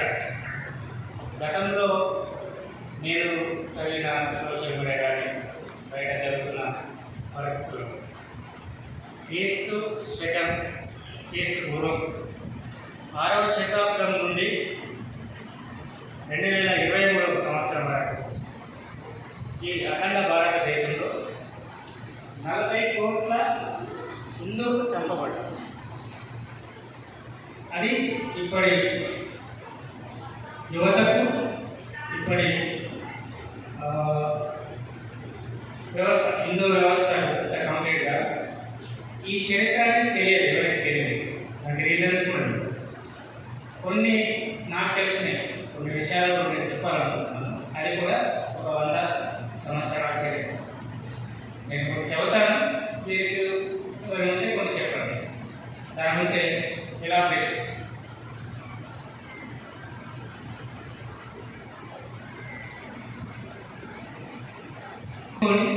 ఇప్పటికీ జాగ్రత్తలు తీసుకొని వాళ్ళు చరిత్రలో తన పూర్వీకులు బలైనట్టే బలవుతారు. ఒకటి 1920 సంవత్సరంలో మోస్లా కేరళలోని హిందువుల, 1940 నుండి పాకిస్తాన్ బంగ్లాదేశ్లోని హిందువుల, 1946 డైరెక్ట్ యాక్షన్ డేకు బలైన హిందువుల, 1940 నుండి 1990 వరకు కాశ్మీర్లో హిందువుల, 1940లో నకోలీలో హిందువుల, 1940 రజాకాల చేతిలో బలైన హిందువుల, 1960 అమరాబాద్లోని హిందువుల, 1960 రాంచీ హయాత్లోని హిందువుల, 1970 ఎమర్జెన్సీ పేరుతో బలైన హిందువుల, 1980 మహరాబాద్ హిందువుల, 1980 పంజాబ్లోని హిందువుల, 1980 ఢిల్లీ అస్సాంలోని హిందువుల, 1980 బగాల్పూర్ హిందువుల, 1980 భీమాండిలోని హిందువుల, 1980 మీరట్లోని హిందువుల, 1980 ఔరంగాబాద్ హిందువుల, 1980లోని ముజాఫర్ నగర్లోని హిందువుల, 1980 కోటా రాజస్థాన్లోని హిందువుల, 1980 బౌధాన్లోని హిందువుల, 1980 ఇండోర్లోని హిందువుల, 1900 కర్నూలులోని హిందువుల, 1990 కర్ణాటకలోని హిందువుల, 1990 ముంబై పేలులో హిందువుల, 2022 సబర్మతి ఎక్స్ప్రెస్ హిందువుల, 1920 ఢిల్లీలోని హిందువుల, 1921 పశ్చిమ బెంగాల్ హిందువుల. ఈ చరిత్ర అనేది ఇక్కడ ఉన్న సమాజానికి తెలియకపోవడం వల్ల మన హిందువులు అనేది ఆలోచన తగ్గిపోయింది. అంటే మనకు జరిగిన 100 సంవత్సరాల చరిత్రనే మనం భవిష్యత్ తరానికి చెప్పలేకపోతున్నాం ఇప్పుడున్న సమాజంలో. ఎందుకు హిందువులే బలైపోతున్నారు? 40 కోట్ల మంది హిందువులు బలైనంటే 1947 సంవత్సరంలో మన భారతదేశ జనాభా పాకిస్తాన్, బంగ్లాదేశ్, ఇండియా 39 కోట్లు. అంటే ఇప్పటి వరకు క్రీస్తు శకం 6వ శతాబ్దం నుండి ఇప్పటి వరకు 40 కోట్ల హిందువులు చనిపోయారు. అది ఎందుకోసం జరిగింది? ఇది జరగడానికి కారణం ఏంటి? తప్పు హిందువుల దగ్గర ఉందా, అంటే వేరే వాళ్ళ దగ్గర ఉందా అది ఒకసారి పూర్ణ సమాజానికి మనం చెప్పే బాధ్యత మనందరిపై ఉన్నది నా అభిప్రాయం. దీని గురించి మీరేమన్నా తెలిస్తే నాకు ఎక్స్ప్లెయిన్ చేయండి. ఈ 4 యుగాల్లో ఉన్నటువంటి ఆనాటి నుండి నేటి వరకు జరుగుతున్నటువంటి అంశాలన్నింటినీ కూడా నేటి కూడా మనం తెలుసుకుంటున్నాం. హృదయంలో ఏం జరిగింది, ద్వాపరయుగంలో ఏం జరిగింది, త్రేతాయుగంలో ఏం జరిగింది, కలియుగంలో ఏం జరుగుతున్నది అనేటువంటి విషయాన్ని మరి చరిత్ర రాసినటువంటి పుస్తకాల ఆధారంగా ఈనాటికి వాటిని మనం పరిశోధన చేస్తూ ముందుకు వెళ్తున్నాం. కాబట్టి చరిత్ర అనేది భూత, వర్తమాన, భవిష్యత్ కాలాలకు ఎప్పటికైనా ఉపయోగకరంగా ఉంటుంది. కాబట్టి వాటిని లిఖించవలసిన అవసరము, తెలుసుకోవాల్సిన అవసరము, రాబోయే తరానికి అందించవలసిన అవసరం కూడా ఉన్నది. అట్లాగే ఈనాడు భారతదేశం ఏదైతే ఉందో అఖండ భారత్గా ఉన్నటువంటి ఈ భారతదేశం మరి ఏ విధంగా ముందుకు కాబడింది, మరి ఎందుకు కాబడింది, మరి దానికి గల కారణాలు ఏంటి, రాబోయే తరానికి మనం ఏ సంస్కృతి సంప్రదాయాన్ని అందించాలి అనేటువంటి విషయాన్ని లిఖించబడినటువంటిది ఏదైతే ఉందో అది ఆధారంగా ఉంటుంది. కాబట్టి దాన్ని మనం చరిత్రగా పేర్కొంటాం. అది అందించవలసిన అవసరం కూడా ఈనాడు జాతికి కూడా ఎంతైనా అవసరం. ఆ కోణంలో ప్రతి ఒక్కరూ మరి ఆలోచన చేసి ముందుకు వెళ్తే బాగుంటుంది. కాబట్టి ఆ పనిని చేయడానికి ఇతిహాస సంఘటన సమితి ముందుకు వచ్చింది. దాన్ని ప్రోత్సహించడమే కాదు, మనము తెలుసుకోవాల్సిన అవసరం కూడా ఎంతైనా ఉన్నది. నాకేమవుతుంది, నాకేమొచ్చింది అనేది కాకుండా మానవ జన్మ ఎక్కినందుకు 84 లక్షల జీవరాశుల తర్వాత మానవ జన్మ. కాబట్టి ఈ జీవిగా మనము రాబోయే తరానికి ఒక మంచి సూచన, ఆలోచన సమాజానికి అందించవలసిన కనీస కర్తవ్యం, బాధ్యతగా ఒక వ్యక్తిగా ఈ సమాజానికి చేయవలసిన అవసరం ఎంతైనా ఉందని చెప్పి నా అభిప్రాయం. మరి ఆ బాహుబలి అంటే సినిమా బాహుబలి కాదు. ఆ బాహుబలి రాజు అన్నదమ్ముల మధ్య ఉండే ఆ మధ్య అన్ననేమో కాశీజ్ఞానం పాలిస్తే తమ్ముడు ఇక్కడ వచ్చి పాలించిండు. అప్పుడు ఇక్కడ ప్రజాస్వామ్యం అంటే గణరాజ్య వ్యవస్థ ఉండే. అయితే ఎంతో అద్భుతమైన చరిత్ర ఉంది. ఆ చరిత్ర విషయాలు చాలా చోట్ల దొరుకుతున్నాయి, ఇప్పుడు బయటకు వస్తున్నాయి. అయితే ఆ తర్వాత క్రీస్తు శకం 9వ శతాబ్దం వరకల్లా ఇదే బాహుబలి రాజ్యం యొక్క శిథిరాల వీటి నుంచి శాతవాహనాలు పుట్టింది. శాతవాహనులు మొత్తం దక్షిణ భారతదేశం పాలించింది. శాతవాహనుల తర్వాత విష్ణుకుండీనులు, తర్వాత ఇక్ష్వాకులు ఇట్లాంటి వాళ్ళు పాలించింది. అయితే వీళ్ళ రాజధాని బోధన కాదు, ఎందుకంటే ఇక రాజధానులు మారుతూ ఉంటాయి. అట్లా తర్వాత 9వ శతాబ్దం వచ్చేసరికంటే వేములవాడ చాళుక్యులు అనే ఒక వంశం ఉంది. వేములవాడ చాళుక్యులు అంటే ఎవరంటే జంతిదుర్గుడు, రాష్ట్రకూటులకు వీళ్ళు సామంతులు, చుట్టాలు కూడా. అయితే బోధన్ రాజుగా హరికేసరి 2వ రాజు అనే గొప్ప వ్యక్తి ఉంటే ఈయన ఏం చేసిందంటే పంప కన్నడ ఆదికవి పంపను ఆయన తమ్ముడు జీనవల్లభుడిని పోషించిండు. ధర్మపురి ఆయనే ఇచ్చిండు జీనవల్లభుడికి, అది తీసుకోమని. అయితే పంపడు ఆది పురాణం అనే దాన్ని కన్నడలో రాసి భారతదేశం మొత్తం మీద కన్నడలో ఆదికవిగా ఆయన ప్రసిద్ధి చెందింది. తర్వాత తెలుగులో అనేక శాసనాలు వచ్చినాయి. తెలుగు కన్నడ ముందు ఒకటే లిపి ఉండే, భాష కూడా ఒకటే ఉండే. అది 7వ శతాబ్దంలో మొదలై 10వ శతాబ్దం వరకల్లా మెల్లగా విడిపోయింది. అది వేరే భాష అయింది, ఇది వేరే భాష అయింది 200-300 సంవత్సరాలు. ఆ విధంగా బోధన అనేది ఈ మధ్యయుగం అంటే దక్షిణ భారతదేశంలో చాలా పెద్ద పాత్ర కూడా వహించింది. అంటే కన్నడ మొదటి సాహిత్యం ఇక్కడే. ఆ తర్వాత కొన్ని 3 పద్యాలు దొరికినాయి. మీకు తెలుగులో ప్రాచీన తెలుగు భాష పద్యాలు అని చెప్పడానికి ఆధారం ఏంటి అంటే జీనవల్లభుడి కుర్క్యాల శాసనం. ఇది కరీంనగర్ జిల్లాలో ఉంది, కుర్క్యాలలో శాసనం. దాంట్లో 3 పద్యాలు ఉన్నాయి. కేవలం 3 అంటే 3 పద్యాలు 9వ శతాబ్దంలో దొరికినాయి, అంటే 878 అండి. ఆ 3 పద్యాలు దొరకకన్నా ముందు తమిళ సోదరులు ఏమన్నంటే మాది సంస్కృతం తర్వాత తమిళమే ప్రాచీనం అన్నారు. కానీ 3 పద్యాలు దొరికేసరికంటే తెలుగు కూడా ప్రాచీన భాష వచ్చేసి దానికి ప్రాచీన భాష హోదా వచ్చింది. ఆ ప్రాచీన భాష హోదా రావడానికి కారణమైన జీనవల్లభుడి 3 పద్యాలు. జీనవల్లభుడు ఈ పంపడు బోధన రాజ్యంలోనే భాగం. ఆ తర్వాత అనేక మార్పులు వచ్చినాయి. తర్వాత తెలంగాణ దక్షిణ భారతదేశం మొత్తం మీద మొట్టమొదటి ముస్లిం ఏర్పడిన వ్యక్తి కూడా బోధన వ్యక్తి. అతను ఈ తుగ్లక్ వచ్చినప్పుడు, కాకతీయ రాజ్యానికి వచ్చినప్పుడు ఇక్కడ ఉండే వ్యక్తిని ముస్లింగా మార్చి చేసిండు. ఈ విధంగా చాలా చరిత్ర బోధనకి ఉంది, మరుగున పడ్డది. కాబట్టి ఈ మధ్యనే సాయిరెడ్డి గారని మహానుభావుడు, చరిత్ర పరిశోధకుడు, ఎంతో కష్టపడి బోధన చరిత్ర పుస్తకం రాసిండు. అది రిలీజ్ అయింది కూడా. గవర్నమెంట్ సాంస్కృతిక శాఖ వాళ్ళు రిలీజ్ చేసిండ్రు. అది త్వరలో దుకాణంలో పెట్టబడుతుంది.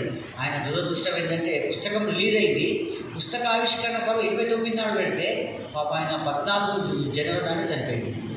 సంక్రాంతి వరకు చనిపోయింది. ఆయన తన పుస్తకావిష్కరణ చూసుకోకుండా చనిపోయింది. అది బాధ. అయినా పుస్తకం వచ్చేసింది. ప్రపంచం ముందు సాయిరెడ్డి బతికి ఉన్నాడు. ఇప్పుడు ఆ పుస్తకం ఉందని ఇది ఉంటుంది. కాబట్టి చారిత్రలో ఎన్నో విషయాలు దొరికినాయి అనేది ఆలోచించాను. విషయంలో ఏదైనా క్లారిటీ అవసరమైతే తప్పకుండా వ్యక్తిగతంగా ఆనందించి కలుసుకొని తీసుకుంటాం. అదే ఇంతకుముందు మరొక సోదరుడు ఒక ప్రశ్న, మత కల్లోహాలు ఎందుకు అనే ప్రశ్న నేను షార్ట్ అండ్ స్వీట్గా నాకు అభిప్రాయం చెప్పదలుచుకున్నాను. ఒకటి, ఈ మత కల్లోహాలకు ప్రధాన కారణం ఏంటంటే స్వపరిపాలన లేకపోవడం. అంటే మనకు తెలుసు. అంటే ఇంకోటి ఏంటంటే ఇప్పటి వరకు పరిపాలించిన వాళ్ళని బట్టి మతం మారుతూ వచ్చింది. చరిత్రను కొంచెం మీరు క్షుణ్ణంగా పరిశీలించినట్టయితే హిందువులు పరిపాలకులుగా ఉన్నప్పుడు హిందూ మతం అనేది బాగా ప్రాచుర్యం ఉంది. ఆ తర్వాత బౌద్ధ మతం వచ్చిన తర్వాత బౌద్ధ మతం మీద ఇదే హిందువులు బౌద్ధ మతంలోకి మారారు. ఆ తర్వాత ఎవరు వచ్చారు? ముస్లిమ్స్ వచ్చారు. ఎప్పుడైతే ఆసియా నుంచి మన యొక్క ఆగ్నేయ ఆసియా నుంచి ఇది మన ఇరాన్, ఇరాక్ అటు సైడ్ నుంచి వచ్చిన తర్వాత చాలా మంది ఇక్కడున్న హిందువులే ముస్లిమ్స్గా మారారు.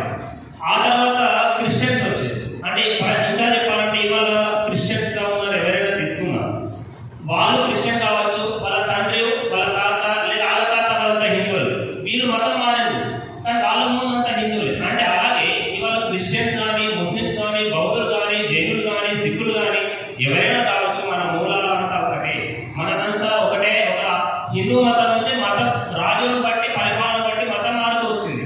అంటే ఇక్కడ సారని ప్రశ్నకు అంటే ఎందుకు జరిగిందంటే, ఇప్పుడు మత కల్లోలాలు జరిగినప్పుడు వేరే ఏ దేశం కూడా వచ్చి మతం మీద దాడి చేయలేదు. క్రిస్టియన్స్ వచ్చి ఏదో ఇంగ్లాండ్ నుంచి లేదా అమెరికా నుంచి వచ్చిన క్రిస్టియన్ మన మీద దాడి చేయలేదు. ముస్లిమ్స్ అంటే సౌదీ అరేబియా నుంచి ఎక్కడి నుంచి వచ్చి దాడి చేయలేదు. అంటే మన సోదరులే, మన పూర్వీకులే, మన వాళ్ళు మతం మారిన తర్వాత మన ఏదుతోనే మన కళ్ళునే పొడుస్తున్నాము. అంటే మనం ఒక గుర్తించుకోవాల్సిన విషయం ఏంటంటే ఈ రోజు ఎవరు ఏ మతం ఉన్నా మన వాళ్ళే. కాబట్టి సపరిపాలన లేనప్పుడు ఏమవుతుంది? ఏ మతం వాళ్ళు రాజు అయితే రాజును బట్టి ఏదా రాజా తదా ప్రజ, రాజు మారాడు, రాజుతో పాటు మతం మారింది. మనం ఇంతకుముందు కూడా చూసినాం, మన కాలం చరిత్రలో ఉంది. నిజంగా చాలా ఒకటేదో కొన్ని వేల మందిని మత మార్పిడి చేశారని చదివినాం. అట్లా చరిత్రలో చాలా వరకు ఆ రాజుని బట్టి మతం మార్పు వచ్చింది. అంటే ఇక్కడ ఇప్పుడు నిజానికి ఒక బ్రిటిష్ వాడు ఒక చిన్న దీవి. బ్రిటిష్ అనేది యూరోప్ లో అతి చిన్న దీవి. దాని జనాభా అప్పుడు 3 కోట్ల జనాభా. అప్పటి మన జనాభా 30 కోట్ల జనాభా. అటు 3 కోట్ల అతి చిన్న దీవి 30 కోట్ల అతి సువిశాల భారతదేశాన్ని పరిపాలించడానికి కారణం ఏంటిది? ఒకవేళ ప్రతి ఒక్క యువకుడు సుభాష్ చంద్రబోస్ అయి ఉంటే, ప్రతి ఒక్క యువతి ఝాన్సీ లక్ష్మీబాయి అయి ఉంటే, 3 కోట్ల మంది యూరోప్ మొత్తం ఖాళీ అయినా కూడా వారు భారతదేశం జయించలేకపోయేవారు. జయించిన 200 సంవత్సరాలు పరిపాలించకపోయి ఉండేవారు అనేది నా అభిప్రాయం. సో ఇక్కడ మనం గమనించాలంటే ఇక్కడ ఉన్న వాళ్ళలో మనం చైతన్యం తీసుకురావాలా. మీ మతం ఏదైనా కులం ఏదైనా కావచ్చు, మన కులాలు ఒకటే. మనము మీరు వచ్చిన వాళ్ళు ఎక్కడ నుంచి సౌదీ నుంచి రాలేదు, మీ జీన్స్ వాళ్ళ జీన్స్ పోల్చుకుంటే కుదరదు. ఇప్పుడు అమెరికా వాడి జీన్స్ లేదా ఇంగ్లాండ్ వాడి జీన్స్ చూసుకొని మనం క్రిస్టియన్ జీన్స్ చూస్తే వాళ్ళకి పోల్చవు. అదే హిందూ జీన్స్ చూస్తే ఏదో కదా మన డిఎన్ఏ అంతా ఒకటే. మనం చెప్పాల్సింది ఏంటంటే వాళ్ళకి చెప్పాల్సింది ఏంటిది? మనం ఏదో కాదు బాబు, మీరు మతం మారి ఉండొచ్చు, మత కల్లోలు కాకుండా మనమంతా ఏదైనా భావన వాళ్ళకి కలిగించాలి. తర్వాత ఇప్పుడు యువతలో కూడా ఆ స్పృహ తగ్గుతుందేమో అనిపిస్తుంది. అంటే మత్తులో జరుగుతున్నారు. అంటే వాస్తవ ప్రపంచాన్ని దూరంగా ఏదో సాఫ్ట్వేర్, హార్డ్వేర్ లేదా ఇంకేదో అనుకుంటూ వెళ్తున్నారు. కానీ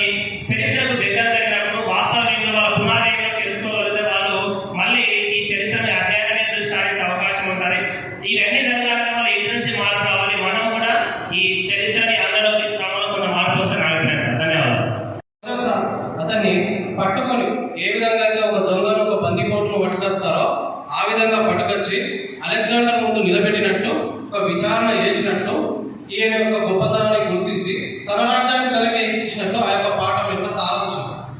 కానీ ఇక్కడ మనకు తెలిసినటువంటిది ఏంటంటే ఆ యొక్క యుద్ధంలో పురుషోత్తముడే గెలుస్తాడు, అలెగ్జాండర్ ఓడిపోతాడు. ఇది గ్రీకు వాళ్ళు చెప్పినటువంటి చరిత్రలో కూడా ఉన్నటువంటి విషయం. కానీ మన యొక్క పాఠాల్లో ఇది చెప్పాల్సి వస్తుంది. నేను స్వతహాగా ఈ పాఠం చెప్పిన తర్వాత అరే ఇక్కడ ఈ యుద్ధంలో అసలు గెలిచిందే పురుషోత్తముడు, ఇది టోటల్ తప్పు అని చెప్పేసి ప్రతి సంవత్సరం చెప్పాల్సి వస్తుంది. ఇది ఒక ఉదాహరణ. అదేవిధంగా ఈ భారతదేశానికి సముద్ర మార్గాన్ని కనిపెట్టింది ఎవరు అంటే వాస్కోడి గామా. ఇది ప్రతి పోటీ పరీక్షల్లో కూడా వస్తున్నటువంటి ప్రశ్న. కానీ అంతకుముందే మన భారతదేశం విదేశీయులతో ఈ యొక్క సముద్రం మార్గాల ద్వారా వ్యాపారం చేసిందని చెప్పేసి మన చరిత్ర ద్వారా మనం తెలుసుకుంటున్నటువంటి అంశం. అంతేకాకుండా ఈ యొక్క ఏ చరిత్ర పుస్తకంలో కూడా కనిపించే పేరు మనకు వీర సావర్కర్. ఆయన స్వాతంత్రం కోసం పోరాటం చేసిండు, 1-2 జీవిత ఖైదులు అనుభవించిందని చెప్పేసి చెప్పుకుంటున్నాం. కానీ ఈ రోజుల్లో అయితే ఈ కమ్యూనిస్ట్ అని చెప్పేసి కొద్దిమంది వారికి ఇది ఒక ఆయుధం అయిపోయింది. ఏంటంటే ఈయన క్షమాభిక్ష అడిగిండు, అసలైన దేశద్రోహిగా ఈయన ముద్రిస్తుండ్రు. ఇది చాలా బాధాకరమైనటువంటి అంశం. కాబట్టి మనం ఇలాంటి కొన్ని విషయాలను గుర్తించి మనం అసలైన చరిత్ర చెప్పే ప్రయత్నం చేద్దాం. తర్వాత చాలా స్కూళ్ళలో మన నిజామాబాద్ జిల్లా నుంచి ఫ్రీడమ్ ఫైటర్స్ ఉన్నారు అని చెప్పి మన సమాజం చెప్పడం జరిగింది. భగత్ సింగ్ లాంటి ఒక గొప్ప వ్యక్తులు కూడా ఇక్కడ మనకు ఉన్నారు. మన ఇక్కడ మహేష్ గారు వచ్చిండు, వాళ్ళ తాతగారి పేరు దత్తుకి బాధ అనిపించి ఆయన సైన్యంలో పనిచేసిండు, మిలిటరీలో పనిచేసి మా ఇంట్లో చూసినప్పుడు ఇక్కడ మన మీద పోలీసులు జులుం చేస్తున్నారనే భావన ఆయనకు వచ్చింది. ఆ భావన వ్యతిరేకంగా ఆయన బాంబులు తయారు చేసి చాలామంది అంటే పోలీసుల మీద వేయడానికి ప్రయత్నం చేసిండు. అయితే ఆ ప్రయత్నంలో 1-2 చోట్ల బాంబులు వేసిండు, కొంతమందికి బాధ అయింది. కానీ ఈ బాంబుల ట్రాన్స్పోర్ట్లో తను చనిపోయింది. అయితే ఆ తర్వాత దత్తుకు సంబంధించిన కొందరు వ్యక్తులు వంశస్థులకు అడిగితే ఏమోనండి ఆయన ఏం చేసిందో మాకు తెలియదు, ఎందుకో మరి మా తాత ముత్తాతలు పోలీసులకు పట్టుకుపోయినట్టుగా మాకు బాధ అనిపించింది, అవమానం అనిపించింది ఒక మేడం చెప్పింది. నాకు చాలా బాధ అనిపించింది. అయితే దత్తు ఒక భగత్ సింగ్ లాంటి దేశభక్తుడు. అలాంటి దేశభక్తులు ఎంతోమంది నిజామాబాద్లో కూడా ఉన్నారు. మనం ఈ భూమి మీద ఇక్కడ ఉన్నాం. ఇవాళ ఇక్కడ ఎన్నో అద్భుతమైన విషయాలు జరిగినాయి. ఆర్య సమాజం నిజామాబాద్ జిల్లా స్వాతంత్ర పోరాటంలో కేంద్రం ఇక్కడ చేర్చకుడు ఉంది. అయితే ఇలాంటి ఒక పుస్తకాన్ని మేము గత సెప్టెంబర్ 17 మేము ప్రచురించినాము. తర్వాత మళ్ళీ ఇంకా చాలామంది సమాచారానికి వస్తే ఇప్పుడు తర్వాత ఏమైందంటే ఈ పుస్తకం ప్రచురించడం మూలంగా చాలామంది ఈ అనేక సంస్థల వాళ్లకు ఇక్కడ కూడా ఫ్రీడమ్ ఫైటర్స్ ఉన్నారు, వాళ్ళని మనం సన్మానించవచ్చు అనే భావనని మనం చాలామంది క్రియేట్ చేయగలిగాం. చాలామంది సన్మానం చేస్తున్నారు, తర్వాత అడుగుతున్నారు ఎక్కడైనా ఫ్రీడమ్ ఫైటర్స్ ఉన్నారా అని. కాబట్టి అది ఈ సంవత్సరం తీసుకొచ్చిన మంచి పని. తర్వాత గత 6-7 సంవత్సరాల నుంచి చరిత్రలో పిహెచ్డీలు చేసిన వాళ్ళందరికీ సన్మానం చేస్తున్నాం. పిహెచ్డీ చేసిన వాళ్ళు ఉంటారు, చాలామంది ఉన్నారు, అట్లాంటి వాళ్ళకి మనం సన్మానం చేస్తున్నాం. తర్వాత చరిత్ర పుస్తకాలు రాసిన వాళ్ళకి ఒక విజయలక్ష్మి అంటే ఆమె ఒక పుస్తకం రాసింది, ఆమెను సన్మానించినాం. పిహెచ్డీ పూర్తి చేసిన 29 జనవరి రోజున 6 సన్మానించినాం. తర్వాత సోషల్ మీడియాలో చాలా యాక్టివ్గా ఉన్న వ్యక్తులు, చరిత్రకు సంబంధించి చక్కటి అభిప్రాయాలు రాస్తున్న వ్యక్తులందరినీ కూడా మనం సన్మానించింది. తర్వాత సాయిరెడ్డి గారి మొదటి పుస్తకం నిజామాబాద్ జిల్లా చరిత్ర, దానికి ఆ జమానాలో 50% కన్నా ఎక్కువ, అంటే 20,000 ఏమో ఖర్చు అయితే 10,000 ఇతిహాస సంఘం వాళ్ళు ఇచ్చి ఆ పుస్తకం ప్రింట్ చేసి భారతదేశం మొత్తం మీద చక్కటి ఒక జిల్లా చరిత్రను ప్రింట్ చేసిన ఘనత మనకు ఉంది. తర్వాత సాయిరెడ్డి గారికే పెద్ద మనిషి ఒక ఆయన హరిబాబుజీ వజే అని ఆయన వచ్చినప్పుడు అదే నేను మనకు ఒక ప్రాజెక్ట్ ఉంది కదా, యుగ యుగాల్లో మన నగరం అనే ప్రాజెక్ట్ ఉంది కదా, గోధుమ సేకరాయండి అన్నప్పుడు రాష్ట్రాన్ని తెచ్చిపోయినప్పుడు సమాచారం సేకరించింది. తర్వాత కాలం మార్పు వచ్చాయి, కొన్ని కాలేదు, కరోనా వల్ల కాలేదు. ఈ సంవత్సరం అది ప్రింట్ అయిపోయింది, దానికి ఇది కూడా మన వాళ్ళు. కాబట్టి ఇంకా ఫ్యూచర్లో మనం వీళ్ళందరూ కలిస్తే ఇంకా ఎన్నో కార్యక్రమాలు చేద్దాం. ఐడియాలన్నీ పంచుకుంటుంటే ఒక ఐడియా జీవితాన్ని మార్చుతున్నట్టు కొత్త కార్యక్రమాలు చేస్తున్నాం, చేద్దాం. రాబోయే రోజుల్లో ఇతిహాసం ఉంటాయి, కనీసం ఒక 10 మంది మనకి అందుబాటులో ఉంటారు. మనలో ఎవరైనా సరే మన గ్రామం నుంచి మొదలుపెట్టి ఈ దేశ చరిత్ర వరకు మన దగ్గర ఉన్నటువంటి దేవాలయాలు కావచ్చు, ఒక చెరువు కావచ్చు, లేదంటే మన దగ్గర ఉన్నటువంటి పూర్వీకులు ఎవరైనా కావచ్చు, వీళ్ళలో ఎవరి గురించి అయినా సరే మనం అధ్యయనం చేయాలనుకుంటే ఫస్ట్ మనం మన ప్రయత్నాన్ని ప్రారంభిస్తాం. దాని రెఫరెన్సెస్ ఎక్కడెక్కడ ఉంటాయి, దాంట్లో మనకు వచ్చేటువంటి అనుమానాలన్నీ క్లారిఫై చేయడం కోసం మనకి వ్యవస్థ సహకరిస్తారు. రెండోది, ఈ మొత్తం చరిత్ర అధ్యయనం చేసేటువంటి ప్రయాణంలో మనకు వచ్చేటువంటి ఇబ్బందులు ఏమైనా ఉన్నా సరే, నైరాశ్యం కావచ్చు, లేదు ఏదైనా లభిస్తే ఇది నిజమా కాదా అనేటువంటి ఒక క్రాస్ చెక్ కావచ్చు, వీటన్నిటినీ క్లారిఫై చేయడం కోసం ఇతిహాసం పనిచేస్తుంది. ఇట్లా మనందరము సంకలనం చేసేటువంటి చరిత్రని ముద్రించడము, దాని భవిష్యత్ తరాలకు అందించడమే ప్రధాన ఉద్దేశంగా పనిచేస్తున్నటువంటి సంస్థ కాబట్టి ఇది మన సంస్థ. ఇది మన మీద చేయడానికి పని అని అనుకోదు. మనం ప్రారంభించే చిన్న పని నుంచి కూడా ఇతిహాస సంకలన సమితి దాంట్లో భాగమైంది. దాంట్లో ఏ అనుమానాలు మనం వ్యక్తిగతంగా సందర్శించాం. ప్రభాకర్ గారు ఇక్కడ ఉన్నారు కాబట్టి ఒక విషయాన్ని సార్ దృష్టికి తీసుకుపోవడం జరుగుతుంది. ఇందాక మిత్రులు చెప్పినట్టుగా చరిత్ర అంటే పాఠ్య పుస్తకాలలో ఏదో ఉందో దాన్నే నిజమైనటువంటి చరిత్రగా సైన్స్ విద్యార్థులు అయితే భావిస్తారు. 10వ తరగతి వరకు పుస్తకాల్లో చదువుకున్నటువంటి చరిత్రని ఇదే కావచ్చు నిజమైన చరిత్ర అనే ఒక ఆలోచనలో ఉంటారు. ఇందాక మిత్రులు చెప్పినట్టుగా భారతదేశానికి సీ రూట్ని ఎవరు కనుక్కున్నారు అంటే 1498 వాస్కో డి గామా కనుక్కున్నారని చెప్పి చెప్తాం మేము. ఎందుకంటే పుస్తకాల్లో అదే ఉంది, అదే జరిగింది. ఇంటర్మీడియట్ డిగ్రీకి వచ్చిన తర్వాత మాకు చరిత్రలు తెలియవు కాబట్టి whatever it is there in school books we feel it is a right history.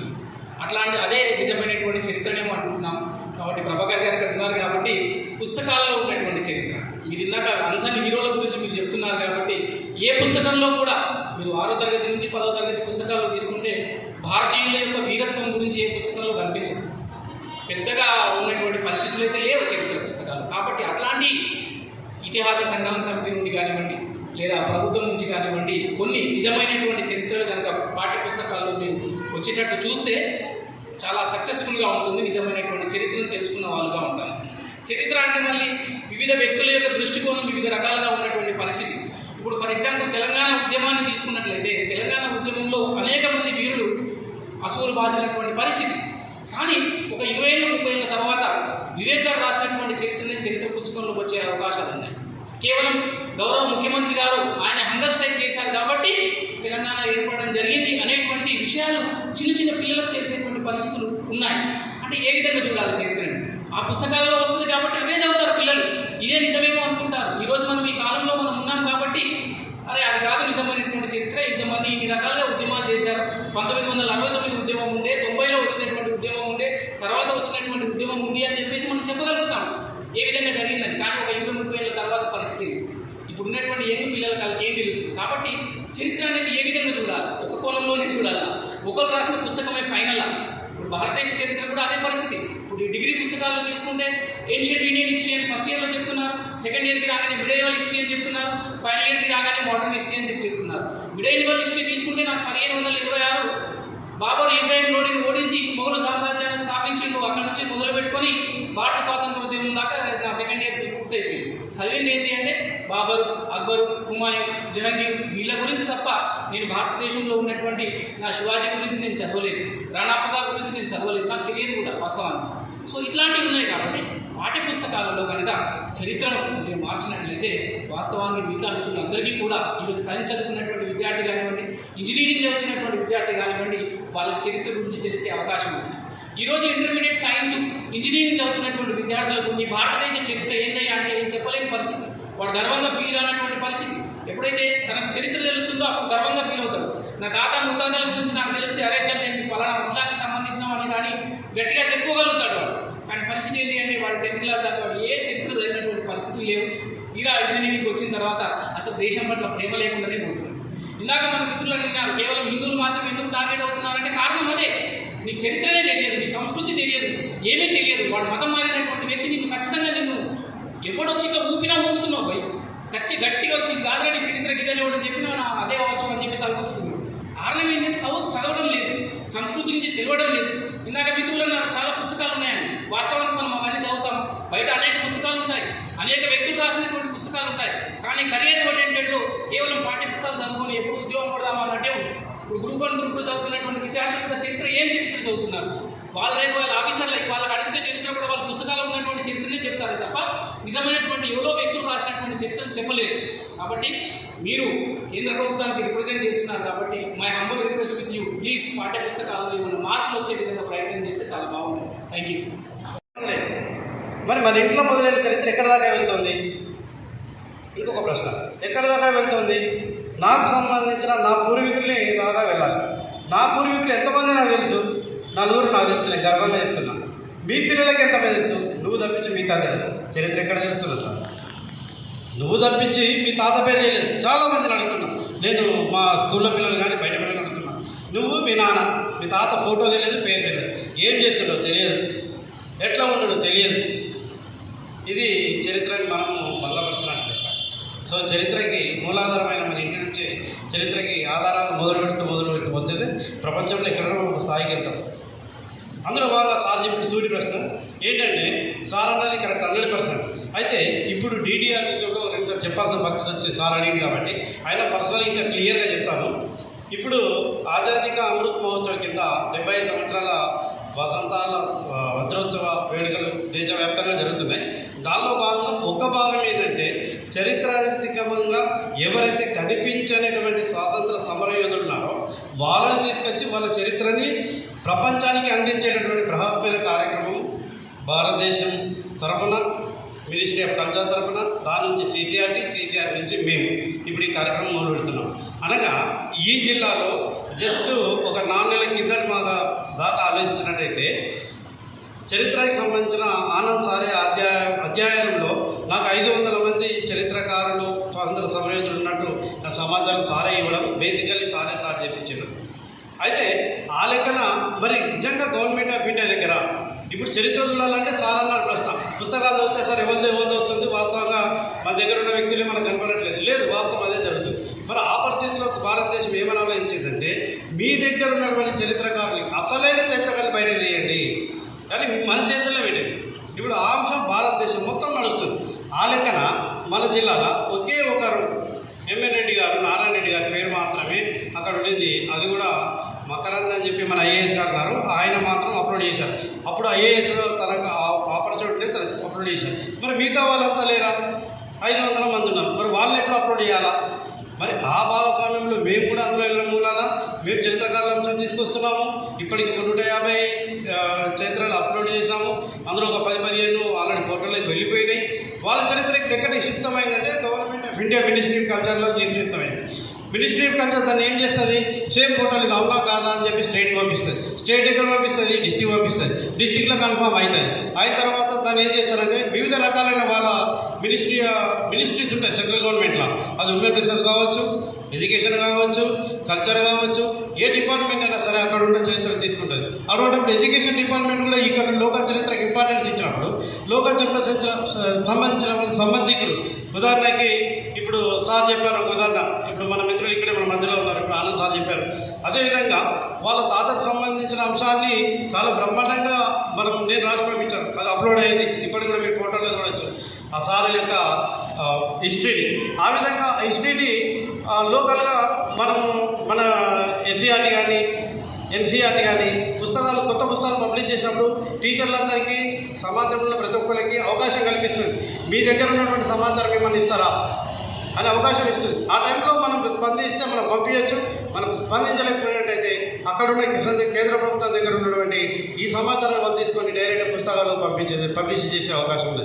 కాబట్టి ప్రపంచవ్యాప్తంగా ఆలోచిస్తే మన భారతదేశంలో ప్రతి ఒక్క అంశంలో మూలాధారం ముందరకు వెళ్ళిపోతుంది. అందులో భాగంగా ఏ అంశమైనా సరే గవర్నమెంట్ తీసుకునేటటువంటి భాగస్వామ్యమైనటువంటి DDR ప్రోగ్రాం వల్ల ఎంతో చరిత్రకారులందరూ ఇంకా తెరపైకి వచ్చే అవకాశం ఉంది. ప్రపంచంలో ఎక్కడున్న మూలం చూసే అవకాశం కలుగుతుందని ఆశిస్తున్నాను. కలవచ్చు కూడా. రేపొద్దున అందరి మన దగ్గర ఉన్నటువంటి స్వాతంత్ర మంత్రులు కాదు చరిత్రకారుల అంశాలకు కూడా పుస్తకాలు వచ్చే అవకాశం ఉంది అని భావిస్తున్నాను. ఇంకా ఎక్కువ సమాచారం కావాలనుకుంటే కూడా వారికి నేను పర్సనల్గా ఇవ్వగలను. ధన్యవాదాలు. ఉండే పుస్తకాలలో తప్పుల మీద చక్కటి ఒక మహాసభ ఇవ్వడం జరిగింది డైరెక్టర్ దాకా కూడా. అది వాళ్ళు ఆలోచించారు. 1-2 మార్పులు వచ్చినాయి కూడా పుస్తకంలో. తర్వాత ఇంకా మార్పులు వస్తాయి. పత్రికా రంగంలో పనిచేస్తాను. పత్రికా రంగంలో రిపోర్టర్లు ఉంటారు. అట్లా ఇంట్రెస్ట్ ఉన్న వాళ్ళు ఎవరైనా ఉంటే చెప్పండి అంటే చాలామందికి చెప్పడం జరిగింది. వాళ్ళు దూర ప్రాంతాలు గోదావరి కానీ బాక్స్వాడ ఎల్లారెడ్డిలో ఉన్నారు, చాలామంది ఉన్నారు. అంటే అప్పటి నుంచి అసలు చరిత్ర అంటే ఏంది, అంటే చరిత్ర మనం తెలుసుకోవాల్సిన అవసరం ఉందా అనేది అన్నగారు చెప్పింది కాబట్టి మైండ్లో తిరుగుతూ ఉంది.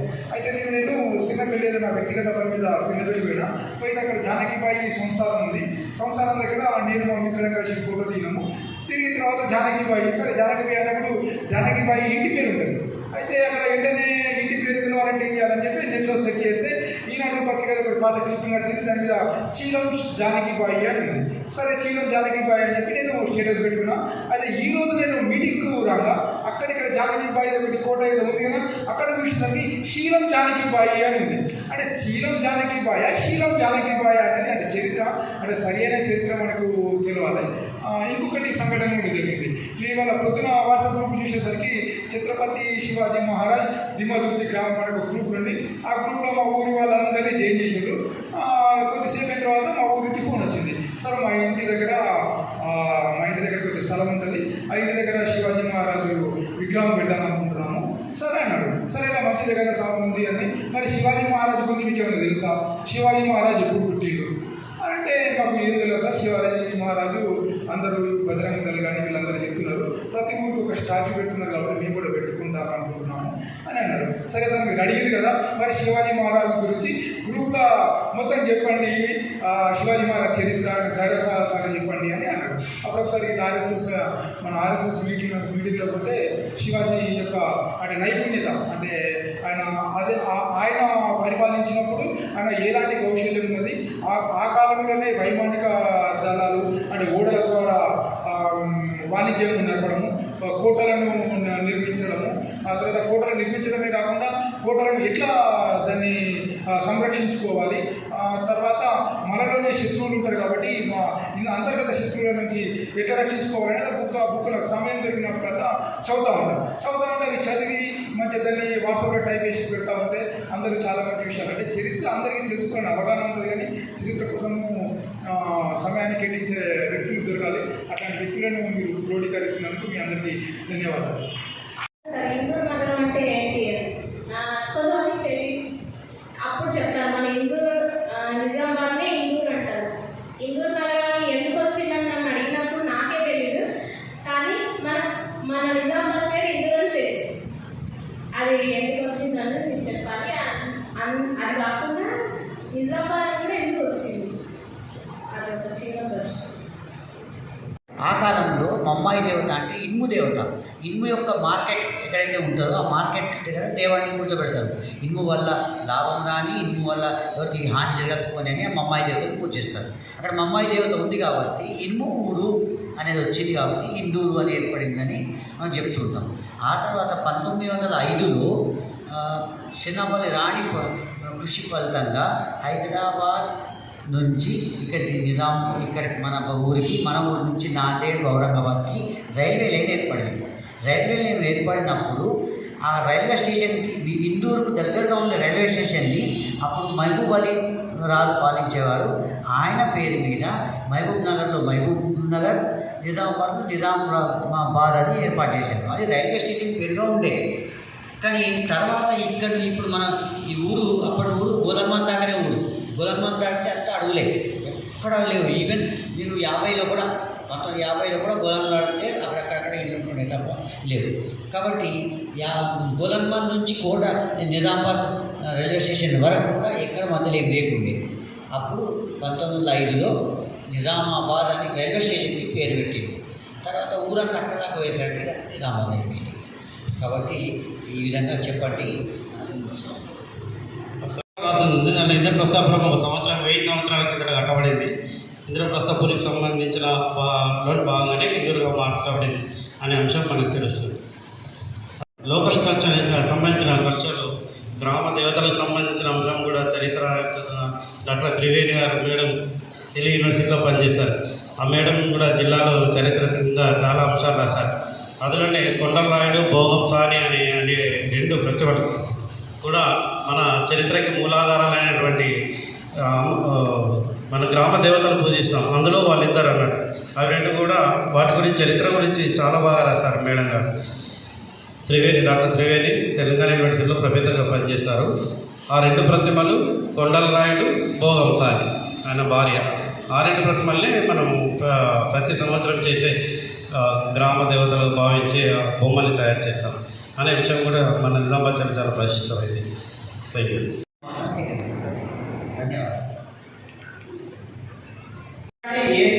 మన పూర్వీకుల కానీ మన తాతల తండ్రుల గతాన్ని గురించి తెలుసుకునేదే చరిత్ర.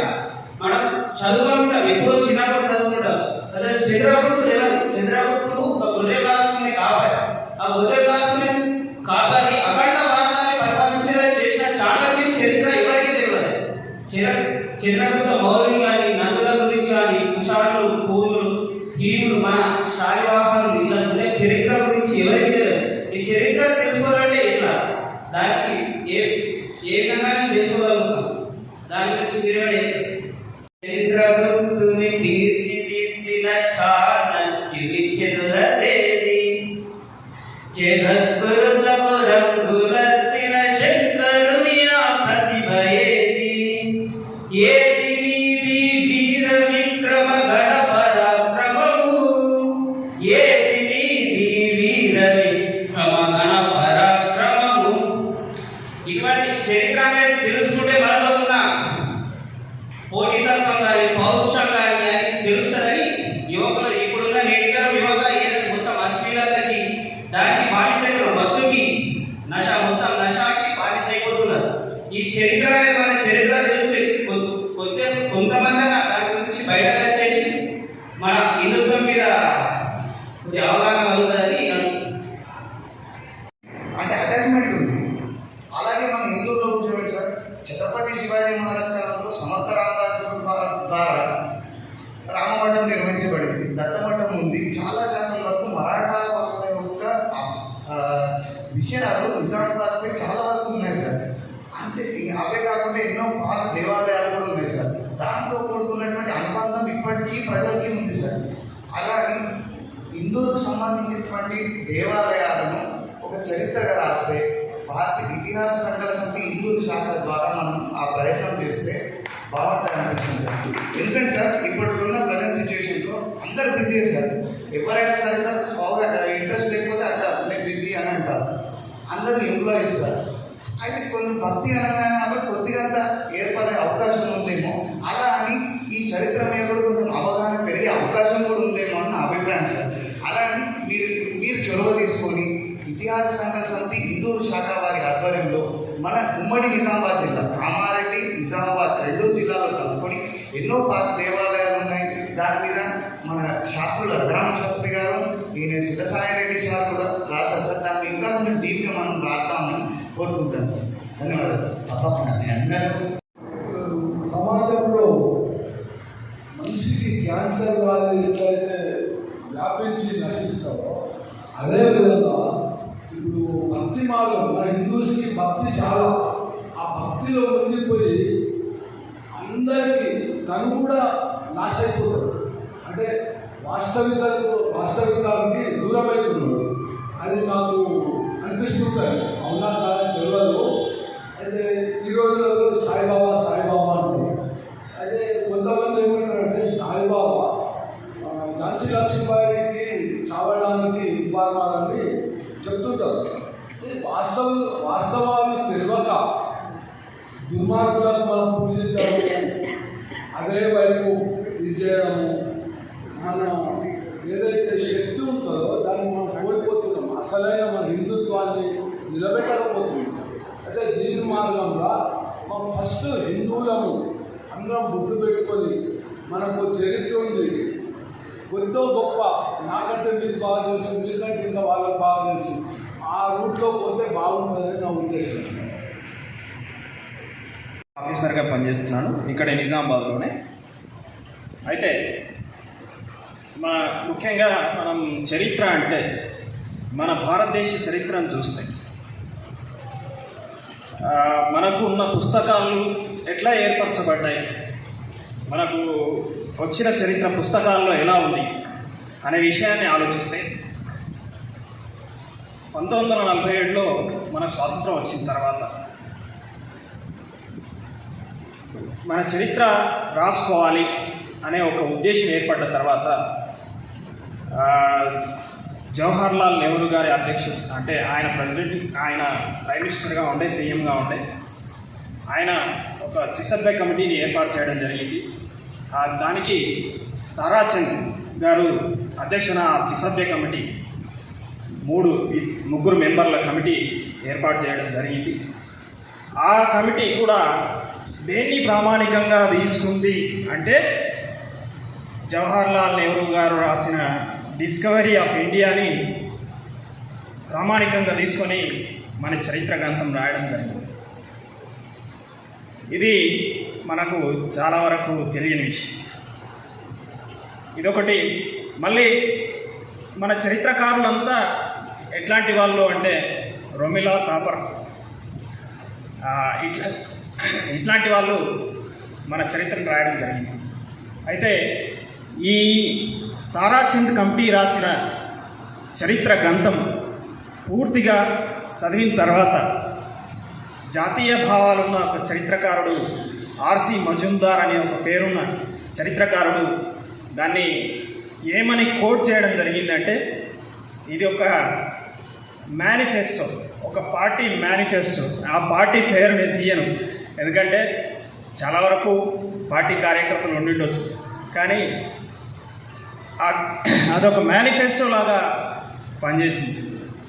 అదే చరిత్రను మనం ఇప్పటి వరకు మన పుస్తకాల్లో కానీ మన పిల్లలకు కూడా బోధిస్తూ వచ్చాం. మొన్నటి వరకు నేను రీసెంట్గా ఏంటంటే ఇక్కడ బీడ్ గవర్నమెంట్ టీయూ బీడ్ కాలేజ్లో నేషనల్ సెమినార్ ఒకటి జరిగింది. దాంట్లో ప్రొఫెసర్ గంటా రమేష్ గారు వచ్చారు, ఎన్సీఆర్టీ మెంబర్. అంటే ఈ ఎన్సీఆర్టీ బుక్స్ కూడా చాలా మార్పు జరిగాయి. మనము నూతన చరిత్రను మనం చదువుకోబోతున్నాం. సార్ ఇంతకుముందు గుర్తు చేసినట్టుగా ఎల్లమ్మ అన్నారు, చిందు ఎల్లమ్మ అన్నారు. మన దగ్గర చాలామంది కళాకారులు, నిగూఢమైన కళాకారులు బోలెడంత మంది ఉన్నారు. ఎందుకంటే నేను ఆల్ ఇండియా రేడియోలో పనిచేస్తున్నందుకు చూస్తున్నాను కాబట్టి, చిందు రాజేశ్వర్ అని, చిందుల శ్యామ్ అని, ఇట్లాంటి గొప్ప గొప్ప కళాకారులు చాలామంది ఉన్నారు. ఇప్పుడు కర్ణాటకలో తులునాడు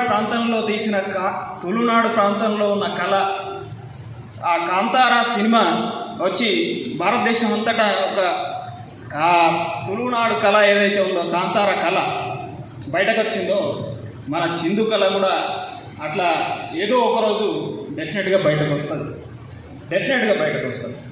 ఈ విషయాల్ని మీ ముందు చదల్చుకొని మీ ముందు థ్యాంక్ యూ.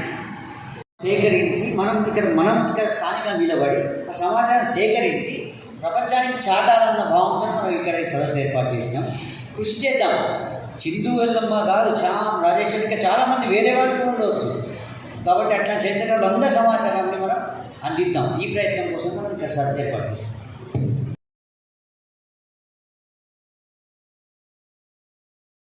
కార్యక్రమంలో మనందరం సంతృప్తం కూర్చున్నాం.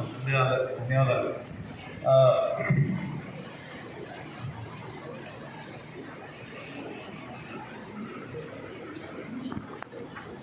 సరే వెళ్ళాలి కాబట్టి సరికి సన్మానం తీసి మనం పంపిద్దాం.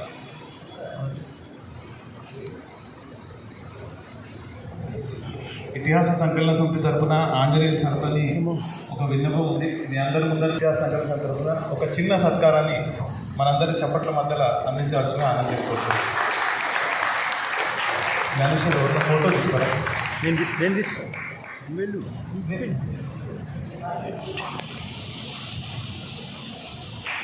Thank you very much. Anjana ఒకసారి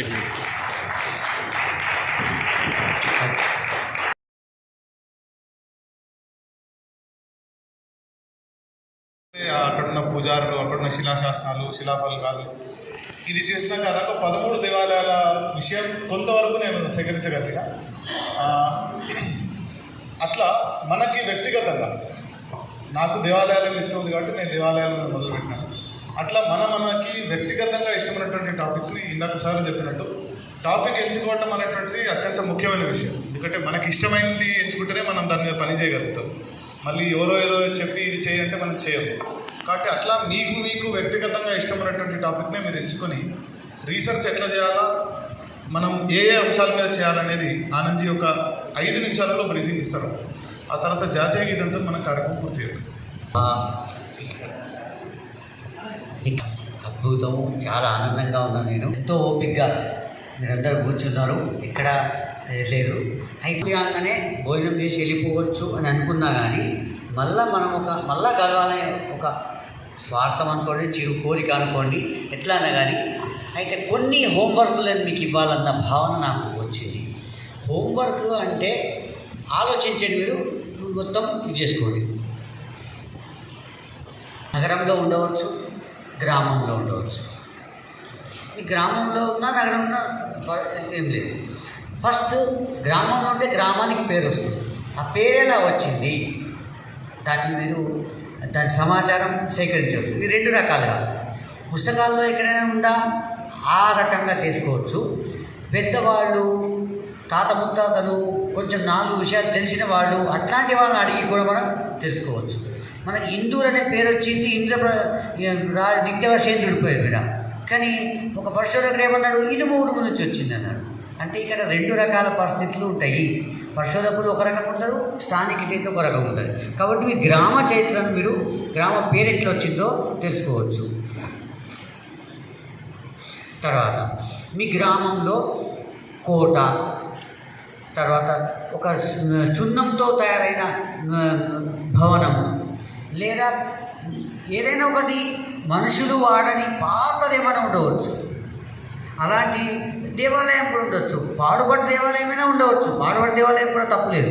అలాంటి వాటి వివరాలన్నీ సేకరించుకొని మీకు తెలిసిన వ్యక్తులందరినీ ద్వారా ఆ సమాచారం సేకరించి ఏమున్నదో చెప్పి, దాని మీద ఏమైనా ఆనవాళ్ళు ఉంటే ఆనవాళ్లను ఫోటోలు తీసి పెట్టుకుంటే మన చరిత్ర పరిశోధకులు కొంతమంది ఉంటారు, వాళ్ళు వచ్చి మనకు చెప్తారు ఈ ఆనవాళ్ళు ఉంటే ఈ చరిత్ర ఇది అని చెప్పి.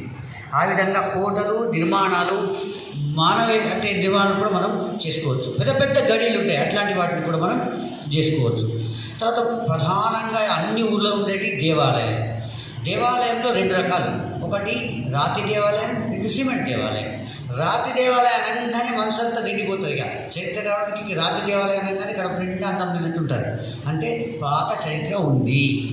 రాతి దేవాలయానికి సంబంధించిన నిర్మాణ రూపాన్ని ఫోటోలు తీయండి, రాసుకోండి. అక్కడ ఏమైనా ఆనవాళ్ళు ఉన్నాయా రాసుకోండి. ఎలా నిర్మాణం చేసి రాసుకోండి. స్తంభాల మీద ఏమున్నాయో రాసుకోండి. శిఖరం ఉందా, శిఖరం లేదా, శిఖరంలో ఎలాంటి ఉన్నది రాసుకోండి.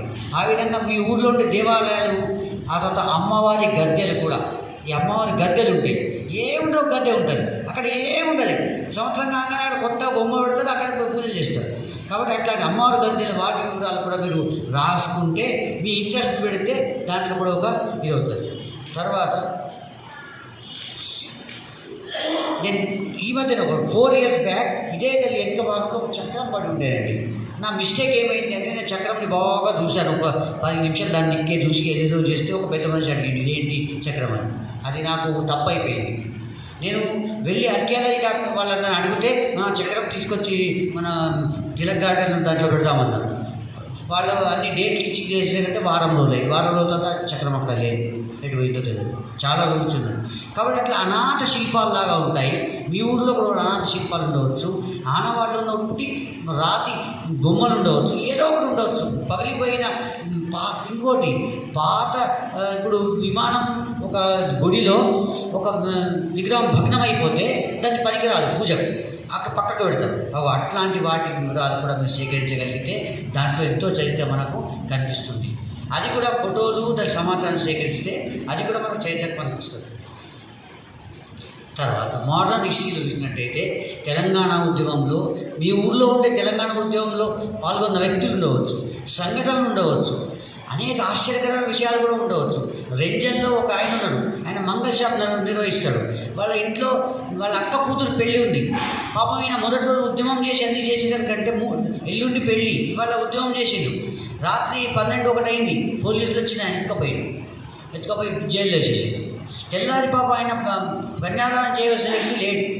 బీదవాడు, పైసలు లేవు, ఎంతో కష్టాలు ఊరోళ్ళందరూ కలిసి ఆయన అమ్మాయి పెళ్లి చేసి పడేసి అందరూ కలిసి మన తెలంగాణ ఉద్యమంలో పోరాడిండు, మనం ఏమైనా కానీ అని చేసి అది రికార్డు ఎక్కడ లేదు.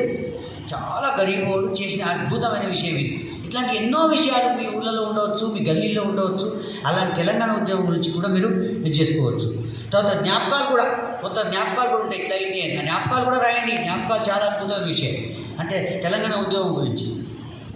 తర్వాత గ్రామం సాటాపూర్లో అంగడి ఉంది మనకి. ఇక్కడ ముందు అక్కడ అంగడి ఉంటే ఇప్పుడు ఏమంటారు గులాంలో అంగడి నడుస్తున్నది. ఇట్లాంటి అంగడి, జాతర, ఇంకేమైనా విషయాలు అట్లాంటివి ఉంటే వాటి వివరాలు కూడా మీరు సేకరించండి. గజెటియర్లు ఉన్నాయి, కొన్ని మన దగ్గర ఉన్నాయి. అట్లాంటి వాటిలో కూడా కొన్ని విషయాలు దొరుకుతాయి. అది కూడా చరిత్ర మీకు తెలుసుకొస్తుంది. ఇప్పుడు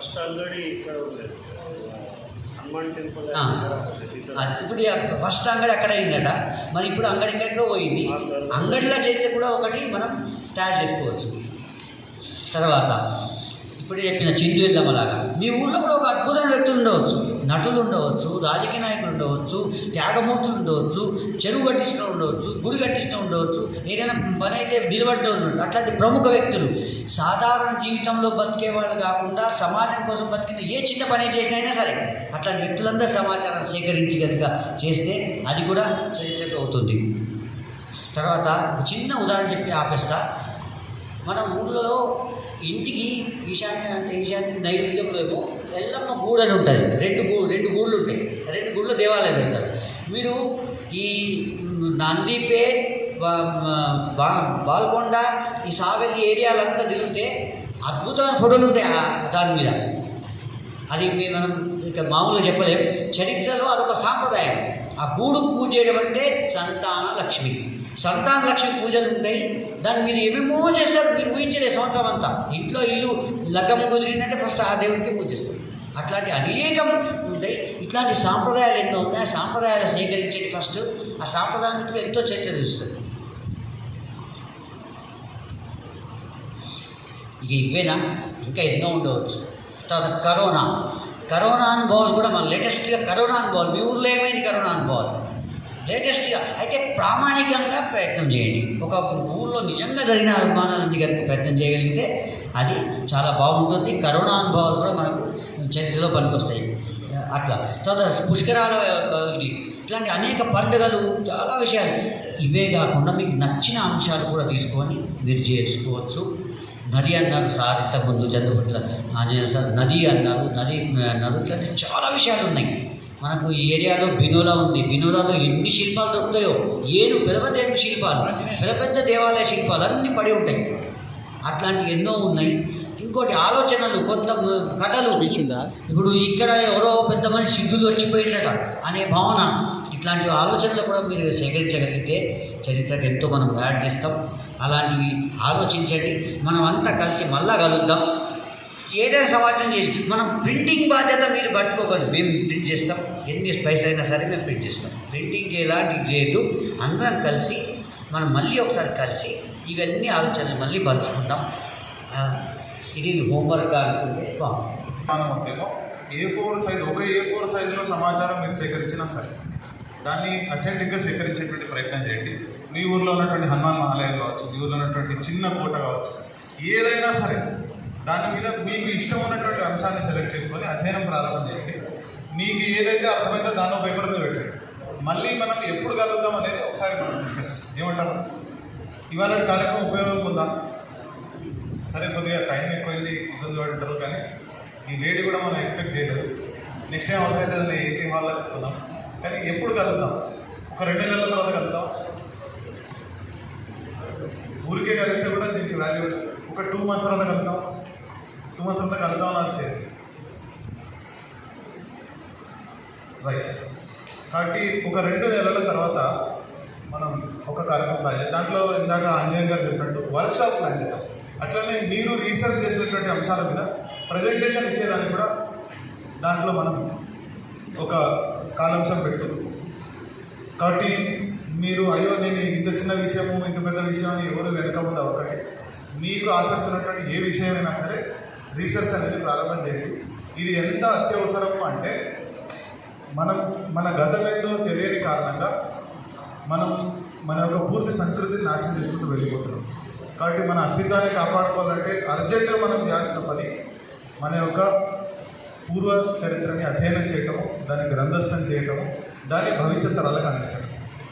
ఈ పని మనందరి బాధ్యత. ఇదేదో సోషల్ టీచర్లు చేసేటువంటి పని కాదు, మనందరం కలిసి చేయాల్సినటువంటి పని. అందుకే ఇతిహాస సంకలన సమితిగా మనం ఈ బాధ్యత ముందుకేస్తున్నాం. అట్లాగే దీంట్లో ఎవరైనా మేము సంస్థతో ఇక్కడ నుంచి అందరూ ఇంటరాక్ట్ అయినట్టే ఇంకా కొద్దిగా ప్రత్యేకంగా సమయం ఇచ్చి సంస్థ కోసం పనిచేయాలనుకుంటున్నాను అటువంటి ఎవరైనా ఉంటే వాళ్ళు సమావేశం తర్వాత ఆనంద్ కానీ నన్ను కానీ ఒకసారి కలిస్తే బాగుంటుంది. ఒకసారి ప్రొఫెసర్ ఆంజనేయులు గారి నంబర్ చెప్తాను, రాసుకోండి. Professor Anjaneyulu, HOD business management department, Telangana university. Mobile number 9849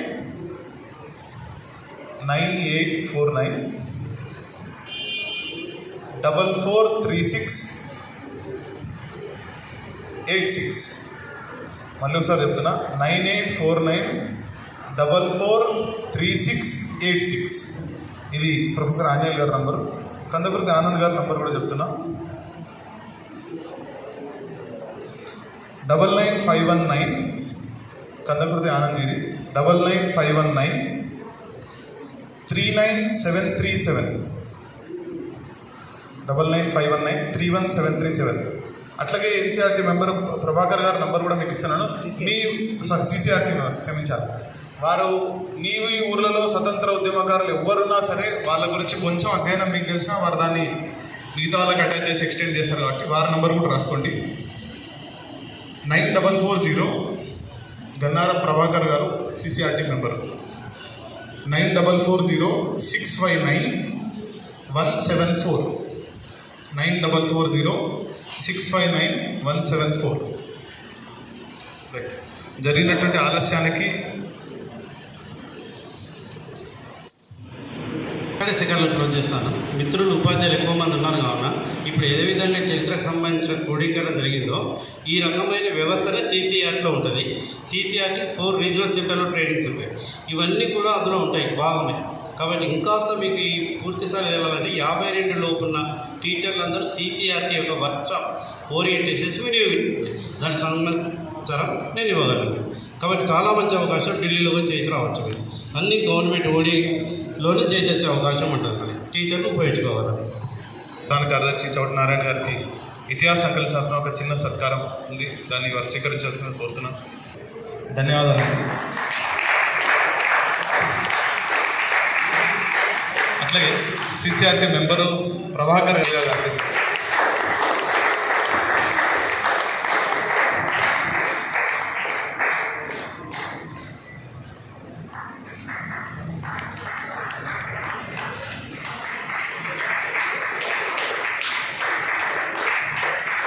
ధన్యవాదాలు. భోజన వ్యవస్థ ఉంది. మెట్లు దిగిన తర్వాత ముందర షెడ్ ఉందండి, అక్కడ భోజనం ఉంది. ప్లీజ్ వేదికకి రావాలా. ఎన్బిటి అనే ఒక పుస్తక సంస్థ వాళ్ళు తెలంగాణలో స్వాతంత్ర సమరం మీద పుస్తకం ప్రచురించడానికి ఆయన నియుక్తి చేసిండు. ఆయన చక్కగా ఎంతో కష్టపడి తిండి లేక నా కష్టాలు పడి ఎంతో తిరిగి ఆయన సమాచార సేకరణ ఆవిష్కరణకు ఆయన చేసి ఆయన వచ్చింది కాబట్టి ఆయనకు సన్మానం చేయాలనుకున్నాము.